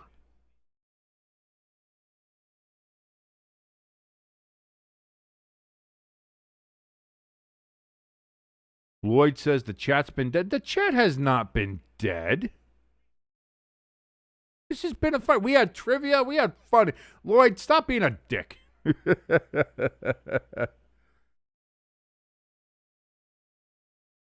Seattle takes their first timeout of the second half. Both teams have 2 timeouts, but this is, dare I say, this is a very important 4th down play. This is a very important play coming up in this game. I don't know if anybody else feels that. I'm not sure if anybody else is really aware of that. Maybe that's just me. Maybe I'm picking up on something. Maybe I'm picking up some underlying vibes. But I feel like this next play could be very important towards the outcome of this game. We'll see. We'll see what happens. We'll see if my prediction comes true. We'll see if that's right. But I feel like it could be.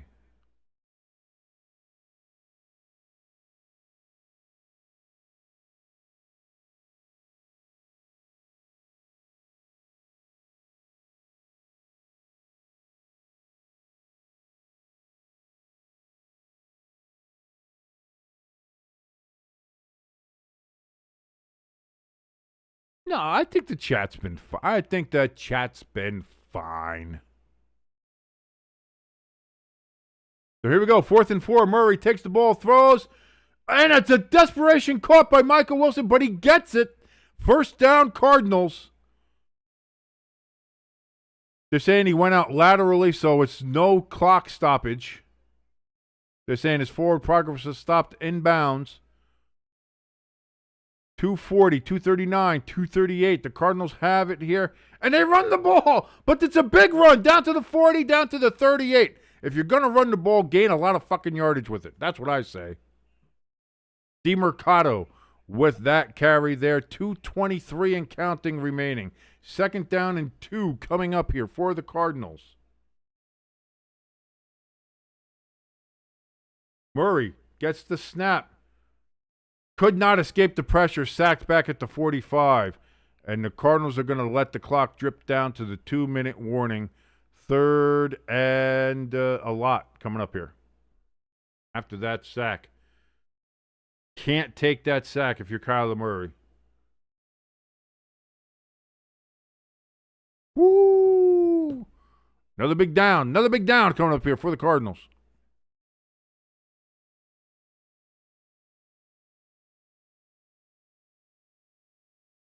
No banning. Nobody's banning anybody. No timeouts. Lloyd didn't do or say anything bad. Stop it. Lloyd's just being Lloyd. Lloyd's the one who always tells us that I'm muted for some reason, or well, to be fair, I did have Jimbo muted a couple times there, legitimately. But then he started just kind of doing the other stuff. So that's fine. Leave Lloyd alone. He's fine. Leave Lloyd alone. He's fine. God, does anybody fucking eat Subway anymore? Like, that shit is so fucking gross, man. Like, I just, first of all, it never held an appeal to me anyway, but you can get so many better sandwiches from fucking, like, just here in the Northeast, from Quick Check or fucking Wawa. Those are better places to get fucking sandwiches from. Or, again, just your local sandwich shop. Like, fucking Subway is gross. And Subway's more expensive than most of these other fucking sandwich places anyway. Like, what the fuck are you doing? Like, hi, our product is fucking terrible, tastes awful, smells like rotting flesh, but also, hey, we're going to make you pay more for it. What? Oh, by the way, we also had a spokesman who was a huge pedophile. Well, that explains a lot. That explains a lot of the Subway decision-making. However, Subway, if you want to go ahead and sponsor us, I will go ahead and say nothing but glowing recommendations about your $75 footlongs or whatever they fucking cost now, and your giant, crusty, inedible fucking cookies.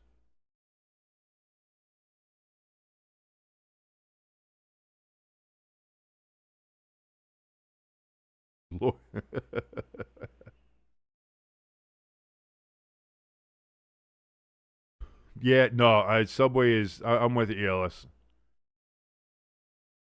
There is nothing appealing to me about eating a Subway sandwich. Crafty. Lloyd beat you to it. Yes, he did. Yes, he did. Got to be quick on that trigger, man. Got to be quicker than that. So here we go. 3rd and 9 From the 45, they have to get to just about the 35.5 to get a first down here. Murray back, looks, throws. That's going to be caught, and that's going to be a first down to just about inside the 30-yard line. Cardinals are moving the ball. That was Dortch with the catch there.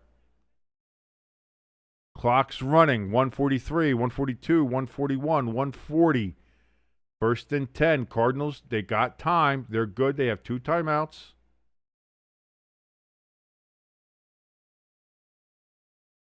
Murray taking his time. That's fine. You have the time now. Murray takes the snap. Getting rushed. He throws to Harrison Jr. Harrison Jr. is going to get about 5-6 yards on the reception and out of bounds. Stops the clock. 1:21 remaining. 2nd and 5. 2nd and 4. It's going to be 2nd and 5 officially.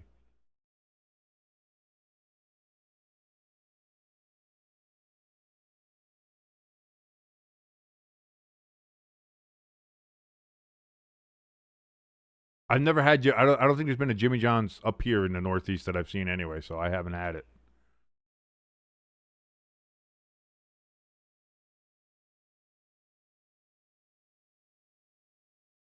Murray gets the snap on 2nd and 5, throws deep down the field. Oh, closer to being more intercepted than anything. McBride, the tight end, screaming at the official for a flag. The official says, "Get out of here, you big galoot." 3rd and 5 upcoming.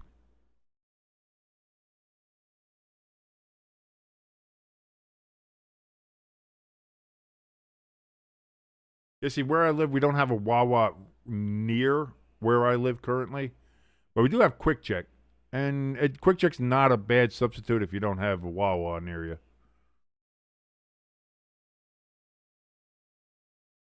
So 3rd and 5. And the Cardinals are taking a timeout with the clock stopped. Oh, maybe. Hopefully that doesn't come back to bite them in the tush. Oh, I did the Seattle one. That's not what I wanted to do. Whoopsies. That's the home timeout I need to take away. There we go. Even subconsciously, I was like, why are the Cardinals taking their own timeout there? Stop. Jersey Mike's is good, except in my hometown. The Jersey Mike's that is in Bayonne sucks dick. It's a terrible one. But Jersey Mike's in general is pretty good.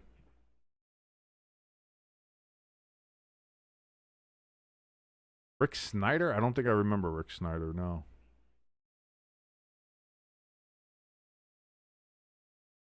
Third and 5. Murray throws. Caught! That one is Marvin Harrison. He's in bounds. Seattle crying that he pushed off. No flag there. So McBride 1-1. They didn't give him. Seattle's defense wanted a pass interference there. They didn't get it. The officials are letting the boys play. And we've got 1st and goal with 51, 50, 49. Times ticking, but the Cardinals still have a timeout in their pocket. 1st and goal from the 7. Play clock at 10. Murray takes the snap. It's going to be a handoff and down to the line of scrimmage. And the Cardinals will take their final timeout. Cardinals just can't get away from the fucking run, can they? They have to. We're going to make that run work. I swear to God, we're going to do it. Yeah, but I think in this case, you have a lot of time, and you don't want to leave Seattle any time to get down the field and get a field goal to win it in the last minute. You want to be able to, okay, we're going to get there, we're going to tie it, and then we'll bring it to overtime and take our chances there. Or maybe they go for 2 points. I don't know. But you don't want to leave Seattle any time to go down the field. So I understand why you're wasting clock there a little bit, ELS. But now you got to go. Now you got to go to the end zone. Now you can't run the ball. You can't do anything like that. Now you got to go to the end zone. God, those end zones are fucking beautiful too. Murray takes the snap. Back looks, throws. That's going to be wide open. He gets there. Touchdown, Cardinals. And we're an extra point away from a tied game. Holy shit. What happened here? Everybody who left this game early, just like we were talking about ELS and Hamster and Lloyd, everybody who left early, boy, they're going to be pissed they left early. They just have to make the extra point.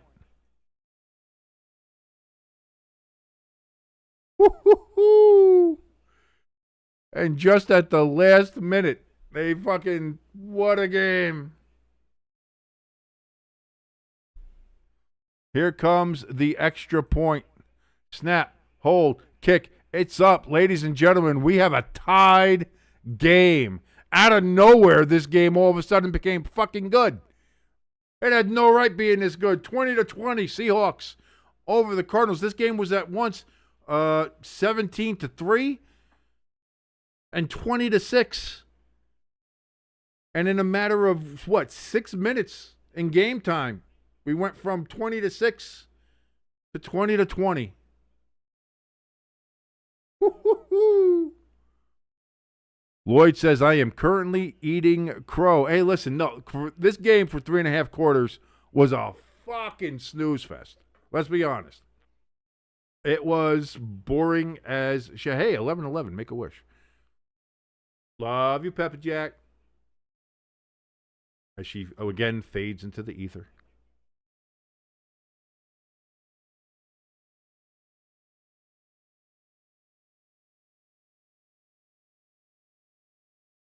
Crafty's right. That the Seahawks kicker had a chance to end this game. This game was over. He makes that field goal, it's over. And instead, we have this. The ball did not. Oh my God, the Cardinals make a mistake. The ball didn't make it to the 20. So it's placed at the 40-yard line. So Seattle is already in great position. And now all they have to do is gain about 20 yards.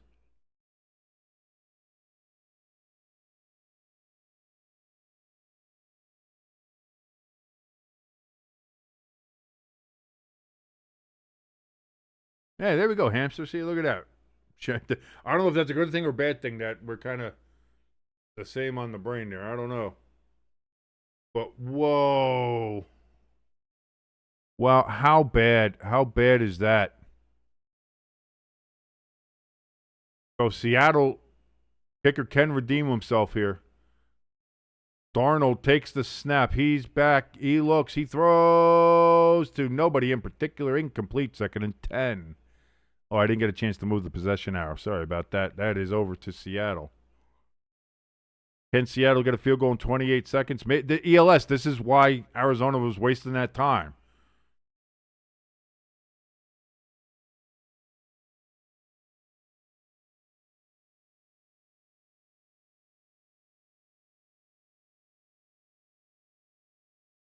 Darnold steps up to the line. Well, in shotgun, as much as stepping up to the line is. Play clock down to 5. He snaps it. Darnold looks, throws. That's going to be caught by JSN. They are down at the 38-yard line. They are in field goal range. Clock is ticking down. 12, 11. They take the timeout now with 12 seconds remaining. Do the Seahawks. And that's their final. I missed their timeout before they did another timeout? I guess I did. All right. Well, there's the one. And then there's the final gone. Okay.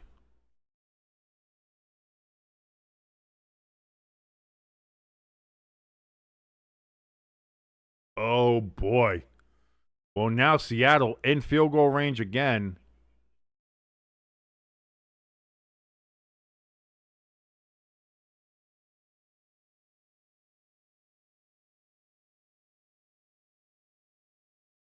They're going to review to see if he was out of bounds, in which case it would stop the clock and Seattle would get their timeout back, I would imagine.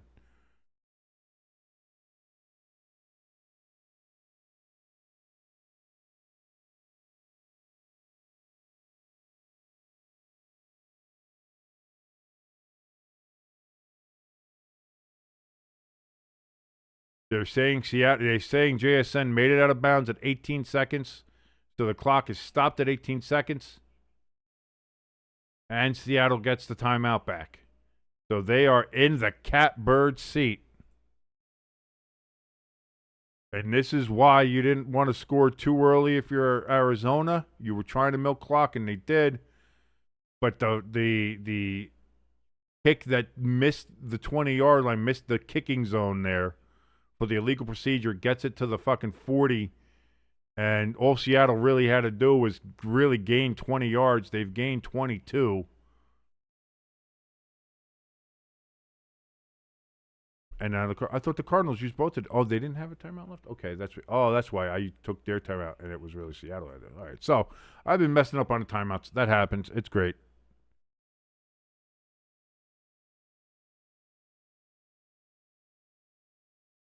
So now Arizona's out of timeouts. Seattle still has one. There's 18 seconds left.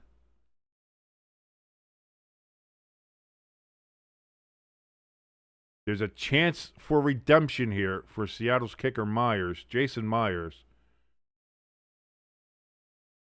12 of 19 on lead-changing field goals in the fourth quarter or overtime. That's only about 62%. That's not great. It's not great. So 18 seconds left. Sam Darnold. They're going to hand it off to Charbonnet. And he's going to get it down to the 34. The clock is down to 10, 9, 8, 7, 6, 5, 4, 3. They'll take the timeout at around 3 or 2. They do indeed take the timeout at 3 seconds remaining. And now Jason Myers has a chance at redemption.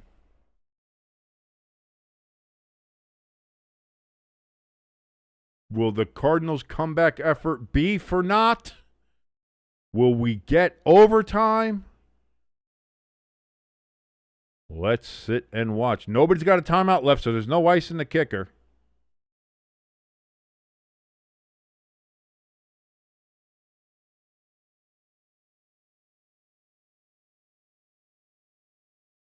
Jason Myers steps back. He's setting up. This one is from the left hash mark. Snap, hold, kick is up, and it is good. And the Seattle Seahawks have pulled the victory out of their asshole and defeated the comeback attempt by the Cardinals. Man, if the Cardinals had just played like that a little bit earlier,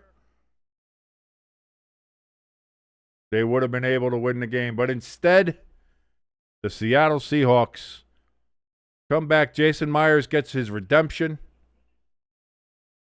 And the Seahawks walk it off 23-20. A victory on what was a very boring game for about 3.5 quarters. Really got exciting in the last 7 minutes or so. But for the Cardinals, they fall to defeat. That is going to be their second defeat. And their second straight defeat to a division opponent. They lost last week by 1 point on a last-second field goal to the San Francisco 49ers. They lose this game on a last-second field goal to the Seattle Seahawks. And just like that now, the Cardinals sit at 2-2. The Seahawks sit at 3-1. I won the game in the picks in the Friday Forecast Pick'em League, which many of you are a part of. And if you're not, you can go ahead and join right now if you want to. bit.ly/STS Sports Pick'em. That is, or is it STS? It's just STS Pick'em. Yeah. bit.ly/STS Pick'em. That is bit.ly/STS Pick'em. You can go there and join our Friday Forecast Pick'em League. Why not? We're a couple weeks in. That doesn't mean you can't join, and doesn't mean you can't have fun with us. But ladies and gentlemen, thank you so very much for joining us here on this Thursday night. I want to thank everybody out there for joining us. Pecan, again, thank you so much once again for your $40 donation on top of your $25 donation, on top of the $35 donation that you had already, becoming our $100 man that is sitting there in the ticker. You want to go ahead and be Pecan, you go ahead to the donation station link in the description below this video. Donate more than $100, you get your name where Pecans is. But he has been a fantastic supporter of this show, of this channel, of myself, and we cannot thank Pecan enough. Thank you so much. For everybody else in ELS, thank you for the trivia tonight. That was fun as hell in there. Thank you to Lloyd, to Hamster, to Crafty, to everybody that was in the chat and interacted with us, everybody who joined us for watching, even the fucking Indian fucking illegal stream bots that came in. Thank you so much. Namaste for all of your wonderful support and giving us at least a couple of views. That's great. Thank you very much. Hopefully it helped us out a lot. Crafty says, no, thank you. And Crafty, I have the shorter intro now. It's there for you. Don't worry about it. You don't have to worry. You got a 1-minute intro. That's all you worry about now. You're good. You're good. We love you, Crafty. And I love all you guys, too. Thank you so much for joining us here. You will see us again tomorrow, the Friday forecast. If Jimbo's feeling up to it, we'll see how he's feeling. Hopefully he feels a little bit better. Send your best wishes and well wishes. And, you know, if you have thoughts and prayers and do shit like that, send them to Jimbo. Hopefully he feels a lot better and that he will join us for the Friday forecast tomorrow. If not, we'll just cover his picks anyway. We'll see what's happening there. And again, hopefully he'll be joining us, and hopefully he'll feel better to join us for Sunday. We're doing 4 games Sunday, folks. Strap in. We've got the early game at 9:30 in Dublin. We've got the Giants at 1. We're doing the Ravens and Chiefs at 4. And, of course, Sunday night, the Packers and the Cowboys. Until Friday, until tomorrow, which is only just a couple of minutes away, 40 minutes away. My name is King. This has been Stay Tuned Sports. Thank you so much for joining us. We will see you mañana. Adios, everybody.